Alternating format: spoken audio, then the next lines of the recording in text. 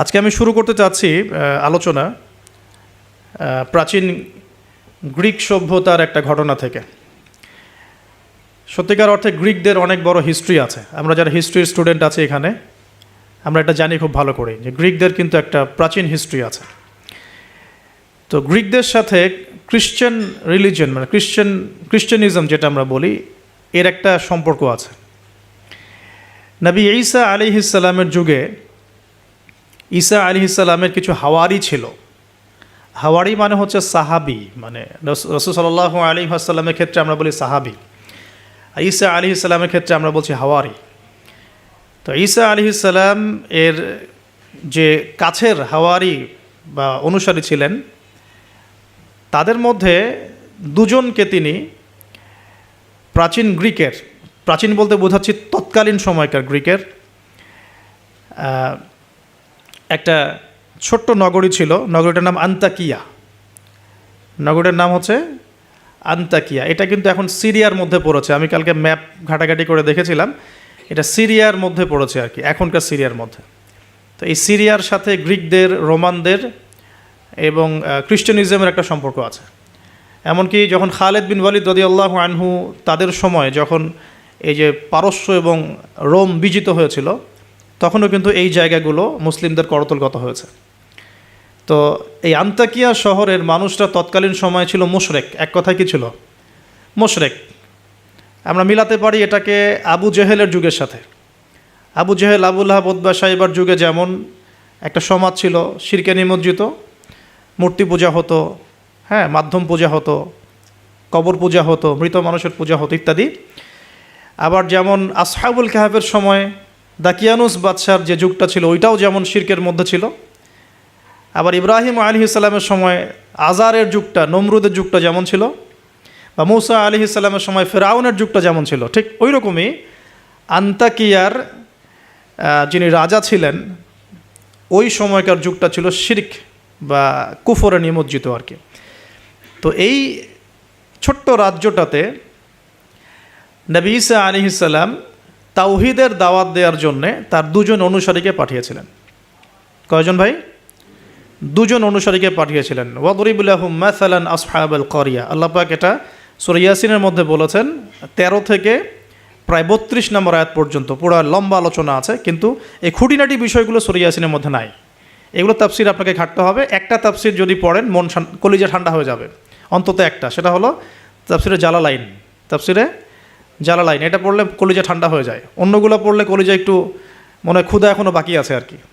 জালালাইন পড়লে মনে হয় যে ক্ষুধাটা মিটে গেছে, আলহামদুলিল্লাহ। এতটাই গভীর, আলহামদুলিল্লাহ, মাশাআল্লাহ। আমি এটা প্রিফার করি বেশি, যে তাফসিরে জালালাইনটা বাসায় কিনবেন, পড়বেন।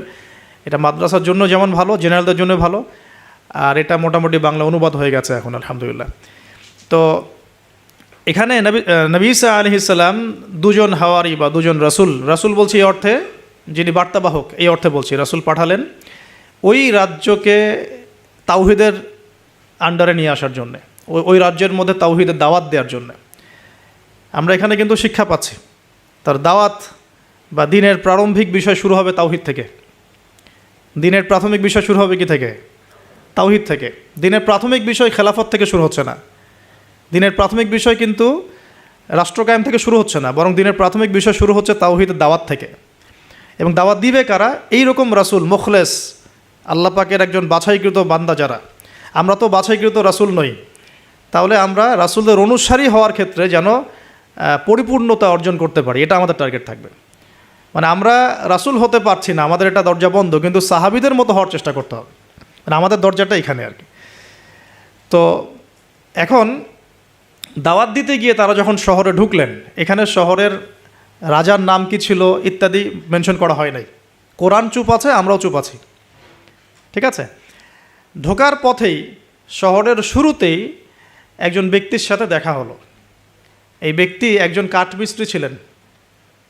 কি ভাই? কাঠমিস্ত্রি। তো কাঠমিস্ত্রিকে নজ্জার বলা হয়, আরবি দিয়ে কী বলা হয়? নজ্জার। তো তাকে জিজ্ঞাসা করলেন দুজন রাসূল যে আপনার নাম কি? সে বলছে আমার নাম হাবিব বিন ইসরাইল। হাবিব বিন ইসরাইল। তো তিনি জিজ্ঞাসা করছেন আপনারা এখানে কেন এসেছেন? ওই দুজন রাসূল বলছেন যে আমরা এখানে তাওহীদের দাওয়াত দিতে এসেছি।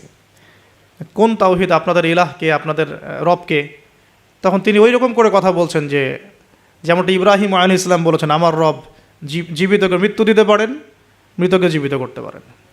আমার রব, আমাদের রব আসমান থেকে বৃষ্টি বর্ষণ করেন, সেই বৃষ্টি দিয়ে এই মৃত জমিনকে জীবিত করেন, শস্য ফলান, সেগুলো আমরা খাই।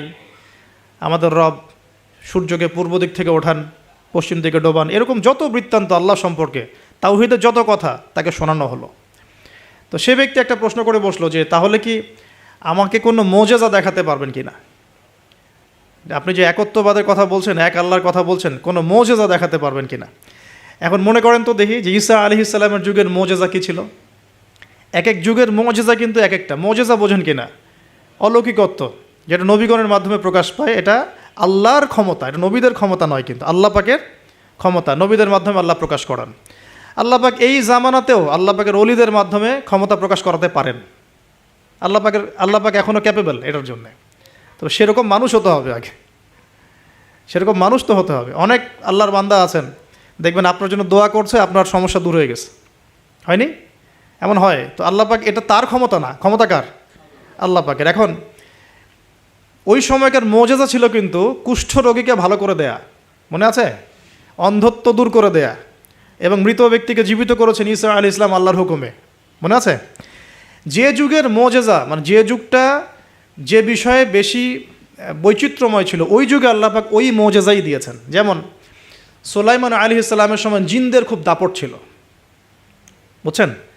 তো সুলাইমান আলাইহিস সালামের সময় জিনদের দাপটটা বেশি ছিল। আল্লাহ পাক জিনদের উপর সুলাইমান আলাইহিস সালামকে কন্ট্রোল দিয়ে দিয়েছেন। ওই যে বাতাসে তার সিংহাসন ফ্লাই করতে শুরু করলো, তার আংটির মধ্যে আল্লাহ পাক ক্ষমতা দিয়ে দিলেন। জিনদেরকে যে কাজ করতে বলতো সেই কাজ জিনরা করতে বাধ্য হতো, মনে আছে ঘটনা? আচ্ছা, আবার মুসা আলাইহিস সালামের সময় জাদুবিদ্যার চর্চা হতো, জাদুবিদ্যার চর্চা। এই চর্চা কিন্তু এখনও হয়, এখনও জাদুবিদ্যার চর্চা হয়, ব্ল্যাক ম্যাজিকের চর্চা এখনও হয়। এগুলো থেকে বেঁচে থাকাটা খুব বেশি ইম্পর্টেন্ট, কারণ এগুলোতে ইফেক্টেড হয়ে গেলে অনেক সমস্যা হয়ে যায়। আমি শেষের দিকে প্রশ্নোত্তর পর্বে কিছু আয়াত বলে দেবো আপনাদেরকে ইনশাআল্লাহ। এই কোরআনের আয়াতগুলো নিয়মিত পড়বেন ইনশাআল্লাহ তাআলা।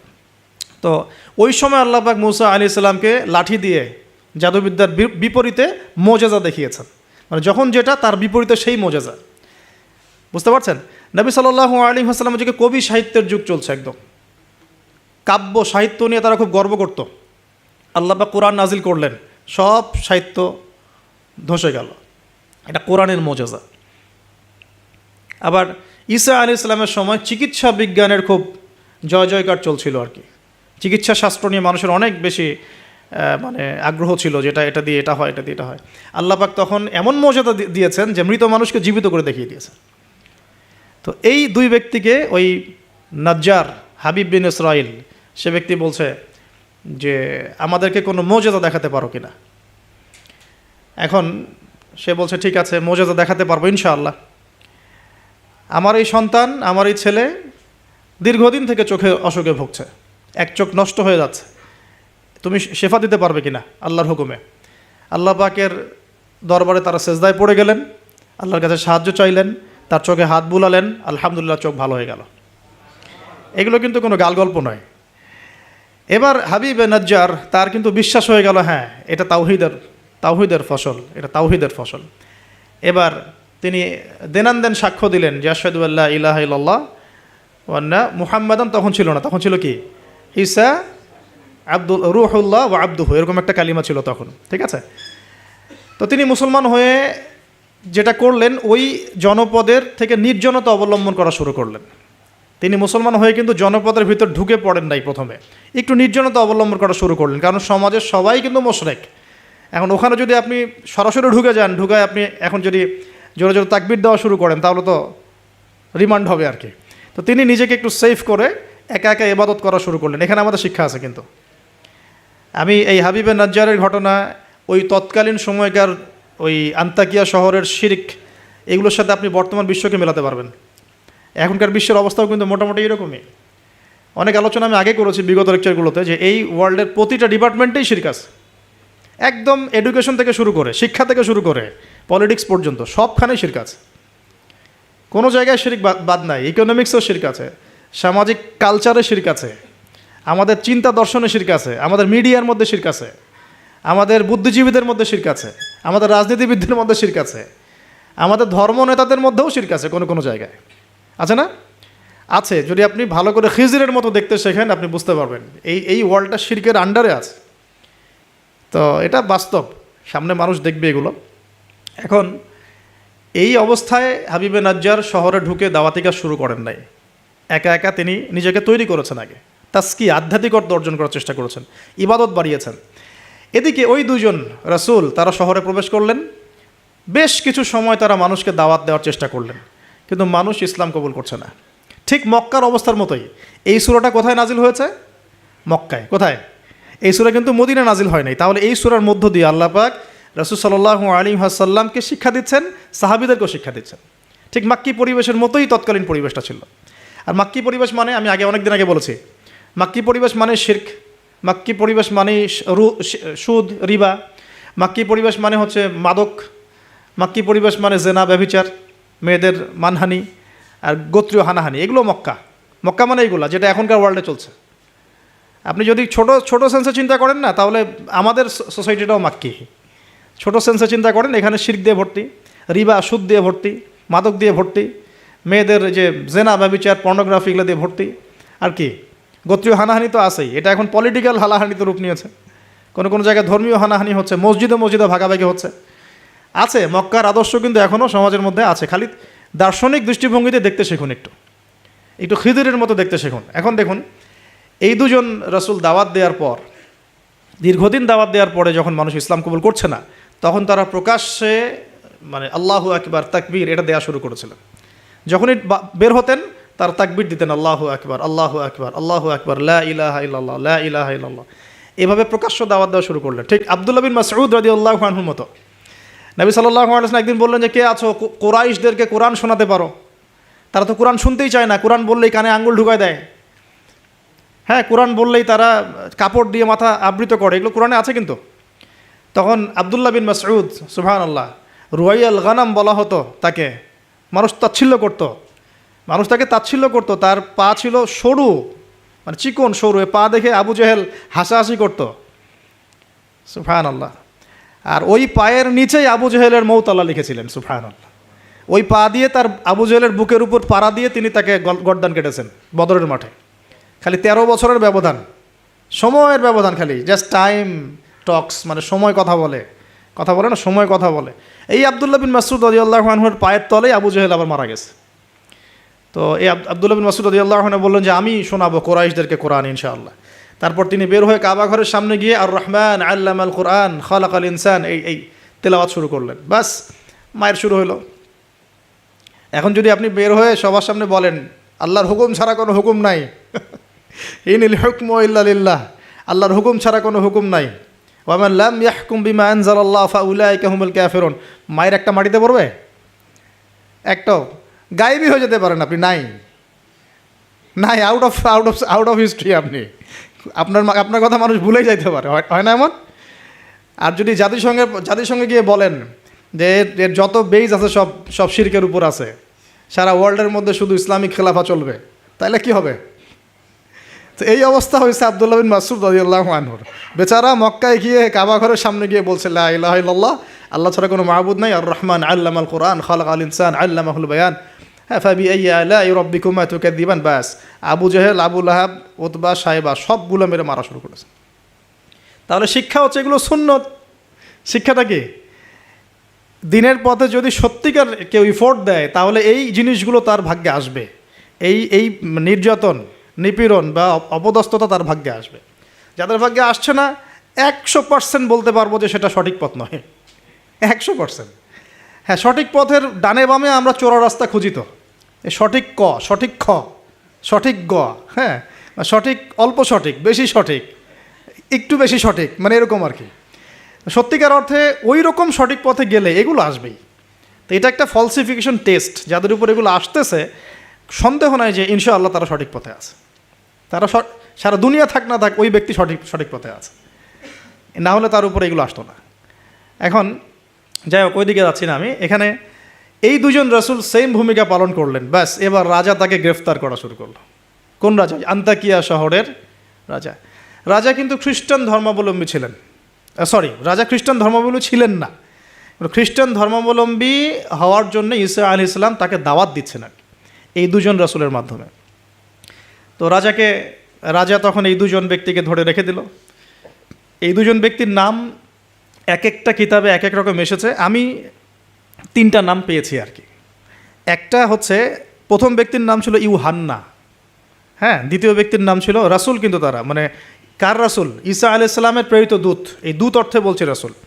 একজনের নাম ছিল বাউলাস, একজনের নাম হচ্ছে ইউহান্না, একজনের নাম কি ছিল? বাউলাস। আর অন্য একটা বর্ণনা আসছে যে একজনের নাম ছিল সাদেক, আর একজনের নাম ছিল মাসদুক। একজনের নাম সাদেক, একজনের নাম মাসদুক। আচ্ছা, এই দুজন এখন গ্রেফতার। তো এবার তাদেরকে রেখে দেওয়া হয়েছে। ঈসা আলাইহিস সালাম আরও একজন ব্যক্তিকে তাদের সাহায্যের জন্য পাঠালেন। এটাই হলো কোরআনের এই আয়াতটা, যে ওয়াদরিব লাহুম মাসালান আসহাবাল ক্বরিয়া ইয জাআহাল মুরসালুন ইয আরসালনা ইলাইহিম ইসনাইন ফাকাযযাবুহুমা ফাআজ্জাজনা বিসালিস। যখন তাদের দুইজনকে অস্বীকার করা হলো, আমি আরও একজনকে পাঠালাম। এই আরও একজনের নাম হচ্ছে আপনার শামউন। কি নাম? শামউন। এই শামউন ছিল খুবই বিচক্ষণ। এখান থেকে আমাদের শিক্ষা আছে একটা, যারা দাওয়াতি কাজ করতে চান, দিন নিয়ে চলতে চান, দিন প্রচার করতে চান, বা দিন নিয়ে বড় স্বপ্ন দেখেন, এই শামউনের মধ্যে শিক্ষা আছে। কীরকম শিক্ষা? এই শামউন গিয়ে সরাসরি তাদেরকে বলল না যে আমি ওদের দুজনকে বাঁচাতে আসছি, বরং শামউন নিজের পরিচয় গোপন করে ফেলছে। শামউন নিজের পরিচয় গোপন করে সে অর্ডিনারি মানুষের রূপে সমাজে মেলামেশা শুরু করলো। সে মোটামুটি একটা ছদ্মবেশ ধারণ করেছে আর কি, এবং আস্তে আস্তে আস্তে আস্তে রাজার ঘনিষ্ঠ মানুষদের সাথে তার একটা সম্পর্ক তৈরি হয়েছে। এমনও বহু মানুষ কিন্তু এখন সমাজের মধ্যে আছে না, সরাসরি ইমান জানান দিতে পারে না, কিন্তু ভিতরে ভিতরে ইসলামকে সমর্থন করে, আছে না? আমাদের প্রতিটা ডিপার্টমেন্টে এমন ভাই বোন আছে কিন্তু, যারা ইসলামকে মন থেকে সাপোর্ট করে, কিন্তু হয়তো চাকরির ভয়, এইটার ভয় মানে এক্সপোজ করতে পারে না। তো প্রথমত সে সেভাবে নিজেকে গুটিয়ে নিল। এক পর্যায়ে রাজার কাছে তার নাম ছড়িয়ে পড়লো। সে একদিকে তাদের সাথে মেশে, আরেকদিকে সে আল্লাহর কাছে দোয়া করে, নামাজ পড়ে, সেজদা করে। সে কিন্তু একজন আধ্যাত্মিক গুণে গুণান্বিত মানুষ। এক পর্যায়ে রাজার দৃষ্টি আকর্ষিত হলো তার প্রতি। ওই যে ইউসুফ আলাইহিস সালামের প্রতি রাজার দৃষ্টি আকর্ষিত হয়েছিল না? স্বপ্নের ব্যাখ্যা কেউ দিতে পারে না, ইউসুফ দিয়ে দিলেন, 7 বছর দুর্ভিক্ষ হবে, ওকে আমার কাছে নিয়ে আসো, ওকে আমার কাছে নিয়ে আসো, আমি তাকে আমার নিকটস্থ কাছের মানুষ বানিয়ে দিব। তো রাজা বা শাসক যদি সৎ হন, মনের মধ্যে যদি সততা থাকে না, তিনি খুঁজে বের করতে পারবেন কার দ্বারা আসলে জাতির খেদমত হওয়া সম্ভব। এটা দায়িত্ব তাদের, খুঁজে বের করা যে কোন কোন মানুষদেরকে কাছে নিয়ে আসলে দেশের বা জাতির খেদমত হবে। এই সৎ সাহস তো সবাই দেখাতে পারে না এখন এই ব্যক্তি, এই রাজা মোটামুটি এদিক থেকে বিচক্ষণ ছিল। সে এই শামউনকে কাছাকাছি নিয়ে আসলো, নিয়ে এসে বলল যে তোমার সব কথাবার্তা আমার কাছে খুব ভালো মনে হয়, তোমার জ্ঞানতাত্ত্বিক কথাবার্তাগুলো তুমি বলো, এগুলো খুব ভালো মনে হয়, তো তুমি আমার কি উপকার করতে পারো? তো শামউন বলছে যে আমি শুনেছি যে আপনার জেলখানায় 2জন ব্যক্তি আছে। কোন 2জন? আগে 2জন গ্রেপ্তার। তো তাদের ব্যাপারে আপনার কি মন্তব্য? আমার মন্তব্য, আমি আসলে ভাবার সময় পাইনি তাদেরকে নিয়ে, রাজা খুব ব্যস্ত ছিল। তাকে আমার কাছে নিয়ে আসেন, আমি কিছু কথা বলতে চাই তাদের সাথে। শামউনের কথা শুনে রাজা নিয়ে আসলেন তাদের 2জনকে।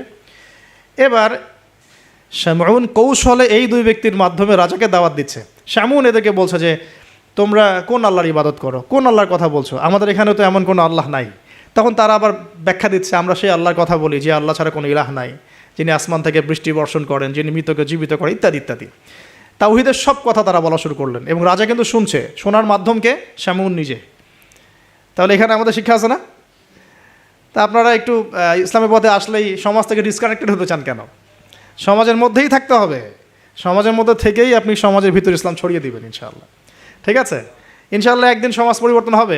আমরা যদি সমাজ থেকে ডিসকানেক্টেড হয়ে যাই তাহলে তো সমাজ নষ্ট হয়ে যাবে। তো দেখুন, অনেক যুবক ছেলে আমাদেরকে বলে, ভাইয়া নামাজ পড়তাম না, এখন নামাজ পড়ি, এখন বিসিএস পরীক্ষা দিব না ভাবছি। কেন দিবেন না? ওর সাথে কী সম্পর্ক, ওর সাথে কী শত্রুতা? আপনি আরও বড় বড় পোস্টে যান, মানুষকে তাওহীদের দাওয়াত দেন, তাওহীদ প্রতিষ্ঠার চেষ্টা করেন, আল্লাহ হেফাজত করুন, আল্লাহ তৌফিক দান করুন। এখন এই শামউনের থ্রু দিয়ে এই 2 ব্যক্তি রাজাকে দাওয়াত দিলেন, মাশাআল্লাহ। এবার রাজা জিজ্ঞাসা করছে যে কোনো মোজেজা আছে নাকি, কোনো অলৌকিকত্ব দেখাতে পারবে? আমরা যে আল্লাহর ইবাদত করি, মাঝে মাঝে কিন্তু জিনের উপাসনা করলে কিছু অলৌকিকত্ব দেখা যায়, মানে অলৌকিকত্ব না, মানে ভেলকিবাজি দেখানো যায় আর কি। দেখবেন জিনতাত্ত্বিক যারা চর্চা করে, দেখবেন ভেলকি দেখায় মানুষকে। আপনি কোনো কবিরাজের কাছে গিয়েছেন, আপনাকে বলে দিবে যে 2 বছর আগে তুই এটা করছিলি না, এরকম কিন্তু বলে দেবে। আপনাকে ধাক্কা লাগলো যে হ্যাঁ তাই তো, আমার তেমন হয়েছে। আসলে ও যে জিনের উপাসনা করে, ওই জিন আপনার যে কারিন আছে এর সাথে কানেকশন ফিক্স করে আর কি। কারণ আপনার জিন ফিউচার জানে না, কিন্তু আপনার জিন তো আপনার হিস্ট্রি জানে। আপনার জিন আপনার হিস্ট্রি জানে। তো তখন আপনার কাছে মনে হলো হ্যাঁ তাই তো, আমি তো অমুক দিন অমুক মেয়ের জন্য দাঁড়াইছিলাম ওইখানে। হ্যাঁ আচ্ছা ঠিক আছে। এখন সে বলল যে হ্যাঁ আমরা মৌজাদা দেখাবো ইনশাল্লাহ। কি মৌজাদা?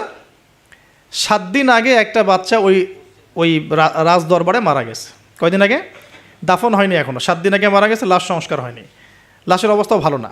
এখন এই 2 ব্যক্তি আল্লাহর কাছে দোয়া করলেন, আল্লাহ আজকে যদি তুমি মৌজাদা আমাদের হাত দিয়ে আমাদের মাধ্যমে দেখাও, ইনশাআল্লাহ এরা তাওহীদের উপর চলে আসবে। তো আল্লাহ রাব্বুল আলামিন মুআজিজা দেখালেন, ওই 7 দিনের মৃত বাচ্চা জীবিত হয়ে উঠল। এবার জীবিত হয়ে সে বলে উঠল যে আমি আসমানে দেখেছি, এই বাচ্চা বলছে এবার, আমি আসমানে দেখেছি একজন সুন্দর, মানে চুলের বর্ণনা দেওয়া হয়েছে যে আমরা যেটাকে সিল্কি চুল বলি আর কি, লম্বা কাত পর্যন্ত সিল্কি চুলওয়ালা একজন মানুষ, একজন ব্যক্তি 3 জনের জন্যে আল্লাহর কাছে দোয়া করছে। কয়জনের জন্যে? তার মানে সে মেবি ঈসা আলাইহিস সালামের দিদার পেয়েছে, মেবি, আল্লাহ ভালো জানেন, এটা বারজাক। এখন রাজা এবার হকচকিয়ে গেল, 3 জনকে কে? আমরা তো 2 জন জানি, 3 জনকে? তখন ওই ব্যক্তি বলছে শামউন একজন, এই ব্যক্তি একজন। তখন শামউন দেখলেন যে রাজার এর উপর বেশ প্রতিক্রিয়া সৃষ্টি হয়েছে কথার উপরে। তখন শামউন আরও বড় চাপ দিল এই 2 জনকে যে না, তোমাদের এটা হয়তো কোনো জাদু হতে পারে। শামউন, তোমাদের কোনো জাদু হতে পারে, আমাদের এই রাজার এক মেয়ে মারা গেছেন, তোমরা পারলে তাকে জীবিত করে দেখাও দেখি। এবার তারা 2জন আবার সেজদায় পড়ে গেলেন, আল্লাহর কাছে দোয়া করলেন। আল্লাহ রাব্বুল আলামিন ওই রাজার দীর্ঘদিন আগে মৃত্যুবরণকারী একজন মেয়ে, তাকে কবর থেকে জীবিত করে তুলে দিলেন ইনশাআল্লাহ। এই মেয়ে একই কথা বলছে যে আমরা দেখেছি এই 3 জনের জন্য একজন ব্যক্তি আল্লাহর কাছে দোয়া করছে। এবার মাশাআল্লাহ মুআজিজা প্রকাশ পেয়ে গেল। কিন্তু এই মুআজিজা প্রকাশ পাওয়ার পরেও আপনারা তো জানেন যে ফেরাউনের সামনে কতগুলো মুআজিজা দেখানো হয়েছে? 9টা। কয়টা? 9টা। একবারে 9টা না, কিন্তু ব্যাক টু ব্যাক বছর 9টা। তারপরে কি ফেরাউন ঈমান আনছে? আবু জেহেলের সামনে কতগুলো মুআজিজা আসছে, সে কি ঈমান আনছে? যার সামনে কি ইব্রাহিম আলাইহিস সালামের মতো মানুষ থাকা সত্ত্বেও সে কি ঈমান আনছে? এরকম বহু মানুষ পৃথিবী থেকে চলে গেছে যাদের সামনে অগণিত মুআজিজা আসার পরেও ঈমান নিয়ে আসে না। আবার অনেক মানুষ এক দোয়ার বরকতে ঈমান নিয়ে চলে আসছে। খালিদ বিন ওয়ালিদের কথা শুনুন। খালিদ বিন ওয়ালিদ রাদিয়াল্লাহু আনহু উহুদে যুদ্ধ করেছেন ইসলামের এগেনস্টে। যখন নবী সাল্লাল্লাহু আলাইহি ওয়াসাল্লাম বিদায় হজের আগে যখন তিনি ওমরা করেছেন, বিদায়ের ওমরা হজটা কাজা করেছেন, ওই সময় তিনি এসে শুধু একটা চিরকুট লিখে দিয়েছিলেন যে যদি খালিদ মুসলমান হতো তাহলে তার জন্য কতই না ভালো হতো। নবীজি এটাও বলেননি খালিদ আসো ইসলাম কবুল করো, তোমার আগের সব গুনাহ মাফ হয়ে যাবে, এটা এতটুকু বলেন নাই। নবীজি বলেছেন, খালি চিরকুটে লিখে দিয়েছেন যে যদি খালিদ ইসলাম কবুল করতো তাহলে কতই না ভালো হতো। এই একটা কথাই তার মনে এমন দাগ কেটেছে, তিনি নিজে গিয়ে মদিনা ইসলাম কবুল করে আসছেন। আর তারপরে তো জানেন তার হাতে ইসলামের কতগুলো বিজয় হয়েছে, প্রায় 80 থেকে 100টা ব্যাটেল তিনি লড়ছেন ইসলামের জন্য, এবং কোনো ব্যাটেলেই তিনি কিন্তু পরাজিত হন নাই। তাকে বলা হয় সাইফুল্লাহ, আল্লাহর তরবারি। এখানে একটা কথা বলি, এই মানুষকেও শয়তান ওয়াসওয়াসা দিত। এই খালিদ বিন ওয়ালিদ রাদিয়াল্লাহু আনহুকেও এই যে বললাম না, চোখ লাগা, বদনজর, ওয়াসওয়াসা, এই সমস্যা হতো। এই সমস্যাগুলো আমাদেরও হয়, হ্যাঁ, এবং এই অনলাইনের মাধ্যমে এটা বেশি হয়। তখন তিনি এসে নবীজিকে বলছিলেন যে আমাকে একটা দোয়া শিখায় দেন ইয়া রাসূলুল্লাহ। তিনি কিন্তু বীর বিক্রম, একজন সাহসী বীর সাহাবী। নবী সাল্লাল্লাহু আলাইহি ওয়াসাল্লাম তাকে দোয়া শিখিয়ে দিয়েছেন যে আউযু বিকালিমাতিল্লাহি তাম্মা মিন কুল্লি শাইতানি ওয়া হাম্মা ওয়া মিন কুল্লি আইনিন লাম্মা। একটা জায়গা আছে আউযু বিকালিমাতিল্লাহি তাম্মাতি মিন গদাবিহি ওয়া ইকাবিহি ওয়া শাররি ইবাদিহি ওয়া মিন হামাজাতি শায়াতিন ওয়া আন ইয়াহদুরুন। তো দেখেন কোথা থেকে কোথায় আসলাম। এখন মুআজিজা দেখার পরেও তো বহু রাষ্ট্রপ্রধান ইসলাম কবুল করেছে। এখনও তো আপনার সামনে আমার সামনে মুআজিজা পড়ে আছে। কি মুআজিজা? কোরআন। কেউ কোরআন নিয়ে একটা ভুল প্রমাণ করুক, একটা বিধান প্রমাণ করুক যে মানবতা বিরোধী, বা এটা এই যুগে চলে না, ওই যুগে চলতো, এর মধ্যে এক জাররা পরিমাণ ভুল কেউ বের করতে পারে কিনা দেখুক। তারপরেও তো মানুষ কোরআন মেনে চলছে না। ব্যাপারটা এরকম হচ্ছে না? এখন রাজার সামনে অনেকগুলো মুআজিজা দেখানো হয়েছে ঠিকই, কিন্তু রাজা তাদেরকে কবুল করে নাই। ফিনিশিং হলো এটা। এবার এই 3 জনকে শাস্তি দেওয়া হবে। শামউনের আসল রূপ তো প্রকাশ পেয়ে গেছে। এবার শামউনের কি আসল রূপ প্রকাশ পেয়ে গেছে। এবার তিনজনকে শাস্তি দেওয়ার প্ল্যান করা হয়েছে। তখন তারা আল্লাহর কাছে দোয়া করলেন যে আল্লাহ আমাদেরকে এই জালেমের জুলুম থেকে আল্লাহ হেফাজত করো। তো তাদেরকে আটকে রাখা হয়েছে, পাথর নিক্ষেপ করে হত্যা করা হবে, এটা হচ্ছে রায় ওদের। ওই সময়কার রায়গুলো এমন ছিল, রজম করে হত্যা করা হবে, বা বড় বড় কিছু গাভী ছিল ওদের, সোনার দিয়ে তৈরি বা পিতল দিয়ে তৈরি, এর ভিতরে মানুষকে ঢুকিয়ে নিজ দিয়ে আগুন জ্বালিয়ে দেওয়া হতো। চিন্তা করতে পারেন। তারপরে শুলদণ্ড ছিল, পিছনের রাস্তা দিয়ে লোহা আছে না, পেঁচানো লোহা বাকিয়ে ঢুকিয়ে মাথার মগজ দিয়ে বের করে দেওয়া হতো। এগুলো ছিল শুলদণ্ড। একজন সাহাবী খুবাইব রাদিয়াল্লাহু আনহুকে এইভাবে দণ্ড দিয়ে হত্যা করা হয়েছে, নাউযুবিল্লাহ। সুবহানাল্লাহ। আল্লাহ পাক তাকে জান্নাতের শীর্ষ মর্যাদা দান করুন, দোয়া করে। তো এবং তিনি ওই যে বলেছিলেন ইন্তেকালের আগে, লাস্তু উবালি হিনা উকতালু মুসলিমান আলা আই জামবিন কানা লিল্লাহি মাসরুই। ওনাকে বলা হচ্ছিল যে তোমার জায়গায় মুহাম্মদ সাল্লাল্লাহু আলাইহি সাল্লামের যদি নখ কেটে ফেলি তুমি কি মুক্তি নিবা? তো তখন তিনি বলেছিলেন যে লাস্তু উবালি হিনা উকতালু মুসলিমান, আমি কোনো পরোয়াই করি না যখন আমাকে মুসলমান রূপে শহীদ করা হচ্ছে। আলা আই জামবিন কানা লিল্লাহি মাসরুই, আমাকে যেদিকেই পাশ ফেরানো হোক না কেন সেটা আল্লাহর জন্যই। ওয়া যালিকা লিল্লাহি ওয়া ইয়াশা, তিনি এমন একজন ইলাহ যিনি চাইলে ইউবারিকা আলা ফি কুল্লি শিলউইন মুমাজ্জা, তিনি আমার প্রত্যেকটা গোস্তের টুকরায় হাড্ডিতে বরকত দিতে পারেন। তো এই সাহাবীর ইন্তেকালের খবর মদিনায় পৌঁছে যায়।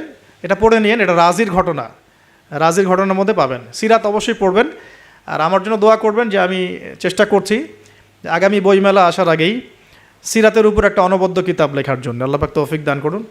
সমস্ত সিরাতের বইগুলোকে একত্রিত করে, এবং আমার টুকটাক কিছু গবেষণা আছে ভাঙাচুরা, সহজ সাধ্যভাবে যাতে ইয়াং জেনারেশন খুব সহজে বুঝতে পারেন সিরাটাকে, একটা মোটামুটি 500-1000 পৃষ্ঠা একটা বই আসবে ইনশাআল্লাহ আযজা ওয়া জাল্লা। আল্লাহ পাক তৌফিক দান করুন, আমিন। তো অনেকে অনেক টপিকের কথা বলেছিলেন আমাকে যে এটা নিয়ে লিখেন, এটা নিয়ে লিখেন, ভাই এটা নিয়ে লিখেন, ভাই আখিরুজ্জামান নিয়ে লিখেন, ঠিক আছে? তো আমি বললাম যে না, আগে রাসূল সাল্লাল্লাহু আলাইহি ওয়াসাল্লামের বরকত দিয়ে শুরু হবে ইনশাআল্লাহ। কারণ আল্লাহ নবীর বরকত যার কপালে নসিব হবে ইনশাআল্লাহ তার ফিউচারটা ভালো হবে ইনশাআল্লাহ। তো আল্লাহ পাক আমাদেরকে সহজ করুন, তৌফিক দান করুন। এখন এখানে এই তিনজনকে আটকে রাখার পর যেটা বলছিলাম, এবার তাদেরকে পাথর নিক্ষেপ করে হত্যা করার কথা বলা হয়েছে, আর তারা এখানে আল্লাহর কাছে দোয়া করছেন। এর ফলশ্রুতিতে ওই রাজ্যের মধ্যে দেন দুর্ভিক্ষ শুরু হয়ে গেল। কী হলো ভাই? একদম দুর্ভিক্ষ। ওয়ার্ল্ড কি আসতেছে দুর্ভিক্ষের দিকে? আসতেছে, সবর করেন। তো এখন আমি একটা লেকচারে বলেছিলাম যে এই ইকোনমিক স্যাংশন বা ইকোনমিক ইনফ্লুয়েশন যেগুলো হয়, এগুলো থেকে বাঁচার জন্য সূরা ইউসুফের মধ্যে একটা হেদায়েত আছে। ওই সূরা ইউসুফ আলাইহিস সালামের 7 বছর মেয়াদি যে পরিকল্পনা, ওই পরিকল্পনা যদি কেউ বাস্তবায়ন করে কোনো রাষ্ট্রে দুর্ভিক্ষ হবে না ইনশাআল্লাহ। যদি হয়ও, আল্লাহর হুকুমে যদি হয়ও, ইনশাআল্লাহ জনগণ না খেয়ে মরবে না। ওই 7 বছরের মেগা পরিকল্পনা কি সেটা একটু সূরা ইউসুফ ঘাটে দেখেন। তার মূল জিনিসটাই হচ্ছে অপচয় নষ্ট করা, অপচয়টাকে রোধ করা। অপচয় নষ্ট করা না, মানে অপচয়কে রোধ করা, সমস্ত রকম অনিয়ম বন্ধ করা, এবং ফিউচারের জন্যে খাবার এবং সম্পদগুলো সঞ্চয় করতে থাকা। যেমন আমরা কিন্তু অনেক অপচয় করি, খাবার নষ্ট করি, গ্যাস নষ্ট করি, তেল নষ্ট করি, নষ্ট করি, কিন্তু আবার প্রয়োজনের চেয়ে বেশি ব্যবহার করি। আবার দেখা যায় যে অনেক প্রকল্প হাতে নিচ্ছি কিন্তু পুরোপুরি বাস্তবায়িত হচ্ছে না, দুর্নীতি হচ্ছে, ইত্যাদি ইত্যাদি। এগুলোকে যদি বন্ধ করা যায়, আপনি ইন ফিউচার একটা জাতির ইকোনমিক বিষয়টা সাস্টেইন করতে পারবেন ইনশাআল্লাহ। তো আমি ইকোনমিক্স নিয়ে অন্য একদিন ইনশাআল্লাহ কোনো একটা সেমিনার করবো ইনশাআল্লাহ তাআলা। আজকে বলছি এতটুকু যে ইউসুফ আলাইহিস সালামের অর্থনৈতিক যে মেগা পরিকল্পনা 7 বছর, এটা যে নিতে পারবে, যে সমাজ, যে রাষ্ট্র, গেইন করবে ইনশাআল্লাহ, সাকসেস। তো এই জিনিসগুলো আমাদের ঊর্ধ্বতন কর্তৃপক্ষদেরকে বোঝানো উচিত, দাওয়াতটা পৌঁছানো উচিত। হয়তো বা তারা জানেন না, এমন হতে পারে যে তাদেরকে যুগের সাথে তাল মিলিয়ে কেউ বোঝাতে পারেনি এখন পর্যন্ত, এমন হতে পারে। এই জন্য আমরা সবার প্রতি আমভাবে দাওয়াতের নসিহত করব, কারোর প্রতি আমরা কোনো শত্রুতা পোষণ করতে যাব না। কারণ আমাদের সমাজের মানুষগুলো কিন্তু আমাদেরই ভাই, আমাদেরই বোন, আমরাই। তো হয়তো কেউ হেদায়েত পেয়েছে, কেউ পায় নাই, কেউ বুঝে আসছে, কেউ আসে নাই, ইত্যাদি। এখন এই মানুষগুলো দোয়া করছেন তিনজন, এইভাবে বলছি, ইউহান্না, বাউলাস এবং শামউন, হ্যাঁ, অথবা অন্য বর্ণনা আসছে সাদেক, মাসদুক এবং শামউন। তারা দোয়া করছেন, এদিকে দুর্ভিক্ষ চলছে। এখন জনগণ তাকে বলা শুরু করলো যে ইন্না তাতায়্যারনা বিকুম, তোমাদেরকে আমরা এখন অশুভ মনে করা শুরু করেছি, তোমাদেরকে আমরা অশুভ, অলক্ষণ মনে করছি। সূরা ইয়াসিন পড়ে দেখেন, আমরা তোমাদেরকে অলক্ষ্য বলি না, কুলক্ষণ, অলক্ষণে, এরকম কথা বলি না, তোমাদেরকে আমরা এখন অলক্ষণে মনে করছি। যদি তোমরা তোমাদের এই দাওয়াত বন্ধ না করো, আমরা তোমাদেরকে রজম করে হত্যা করব। এবার রজমের প্রিপারেশন নেওয়া হচ্ছে। এবার সেই ঘটনা, ওয়াজা মিন আকসাল মাদিনাতি রাজুলুন ইয়াসআ। এবার ওই মদিনা মানে কিন্তু নগর, মদিনা মানে একটা শহর, মদিনা মানে ওই শহরের দূরবর্তী একটা জায়গা থেকে, দূরবর্তী জায়গা মানে কোনটা, ঢোকার এন্ট্রেন্সটা, ওই যে হাবিবে নাজ্জার মনে আছে, ওয়াজা আমিন আকসাল মাদিনাতি রাজুলুন ইয়াসআ, একজন ব্যক্তি দৌড়ে আসলো, ইয়াসআ মানে দৌড়ে আসলো, ইয়াসআ ক্বালা ইয়া কওমি ইত্তাবিউল মুরসালিন, দৌড়ে এসে তখন তার ওই ব্যক্তি কওমকে বলছে, হে আমার কওম, এই রাসূলদের অনুসরণ করো। সুবহানাল্লাহ, কোন ব্যক্তি এটা? তাহলে এখানে আমাদের যারা সাধারণ মুসলিম আছে আমাদের শিক্ষা আছে তো নাকি? হাবিবে নাজ্জার কত বড় একটা সাহসিকতার পরিচয় দিল এখানে, দেখেন সে দৌড়ে এসে যখন শুনতে পারলো যে ওই রাসূলদেরকে হত্যা করার প্রিপারেশন নেওয়া হয়েছে, দৌড়ে এসে কওমকে বলছে, হে আমার পুরো কওম, তোমরা রাসূলকে অনুসরণ করো, ইত্তাবিউ মান লা ইয়াসআলুকুম আজরান ওয়া হুম মুহতাদুন, তোমরা সেই রাসূলদের অনুসরণ করো যারা তোমাদের কাছে কোনো প্রতিদান চাচ্ছে না এবং তারা হেদায়েত প্রাপ্ত আছে। সুবহানাল্লাহ। ওয়া মা লিয়া লা আ'বুদু আল্লাযী ফাতারানি ওয়া ইলাইহি তুরজাউন, তাকে এবার এই হাবিবে নাজ্জারকেও ধরা হয়েছে, তুইও আর এই গ্রুপে আসিস, তাহলে ওকেও ধরে মানে মারার প্রিপারেশন নেওয়া হয়েছে এবং তার রজমটা আগে করা হয়েছে আর কি। এই তাফসীর বলছে যে এই রজমটা আগে করা হয়েছে, শেষ পর্যন্ত এই রাসূলদেরকে হত্যা করা হয়েছে কিনা এটা আমি স্পষ্ট করে পাইনি, কিন্তু এই হাবিবে নাজ্জারকে যে হত্যা করা হয়েছে এটা স্পষ্ট করে পেয়েছে, একদম স্পষ্ট করে জালালাইনে আসছে এই জিনিসটা। এখন এই তাকে ধরা হলো, তুইও তাদের গ্রুপের মধ্যে একজন, তো সে বলছে, ওয়া মা লিয়া লা আ'বুদু আল্লাযী ফাতারানি ওয়া ইলাইহি তুরজাউন, আমি কেন আল্লাহর ইবাদত করব না? তার অ্যানসারটা এরকম, আমি কেন আল্লাহর ইবাদত করব না যে আল্লাহ আমাকে এভাবে সৃষ্টি করেছেন এবং তার কাছে আমাকে ফিরে যেতে হবে? কোন লজিকে আমি তার ইবাদত করব না? মানে তাওহীদের যত রকম সংজ্ঞা তিনি শেখালেন, বললেন, বোঝালেন, মানুষ বুঝতে চাইল না। এবার তাকে রজম করা হচ্ছে এবং সুবহানাল্লাহ, ওয়া মা লিয়া লা আ'বুদু আল্লাযী ফাতারানি ওয়া ইলাইহি তুরজাউন আ'তাখিযু মিন দুনিহি আলিহা ইন ইউরিদনি রাহমানু বিদুররিন লা তুগনি আন্নী শাফাআতুহুম শাইআ ওয়া লা ইউনকিযুন ইন্নী ইযাল লাফি দালালিম মুবিন। তিনি বলছেন যে আল্লাহ আমাকে সৃষ্টি করেছেন, সে আল্লাহর আমি ইবাদত না করে আমি কার ইবাদত করব? আল্লাহ রাব্বুল আলামিন যদি আমাকে কোনো কল্যাণ করতে চান কেউ ঠেকাতে পারবে না, আল্লাহ পাক যদি কোনো অকল্যাণ করতে চান কেউ আমাকে বাঁচাতে পারবে না। আর আমি যদি এই তাওহীদ জানার পরেও শিরকে যাই তাহলে আমি স্পষ্ট বিভ্রান্তির মধ্যে থাকব। তার লজিকগুলো কত চমৎকার। এবার তাকে হত্যা করা হচ্ছে আর কি। হ্যাঁ, সুবহানাল্লাহ।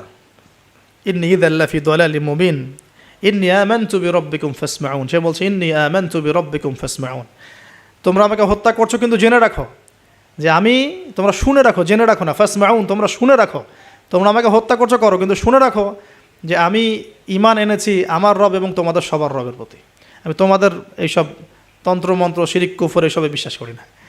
এবং এই রজমে যখন তার মৃত্যু হয়ে যায় বলা হচ্ছে যে মৃত্যুর আগেই অথবা মৃত্যুর সময় তাকে আল্লাহ রাব্বুল আলামিন তার জান্নাতের ঘরটা দেখালেন। সুবহানাল্লাহ।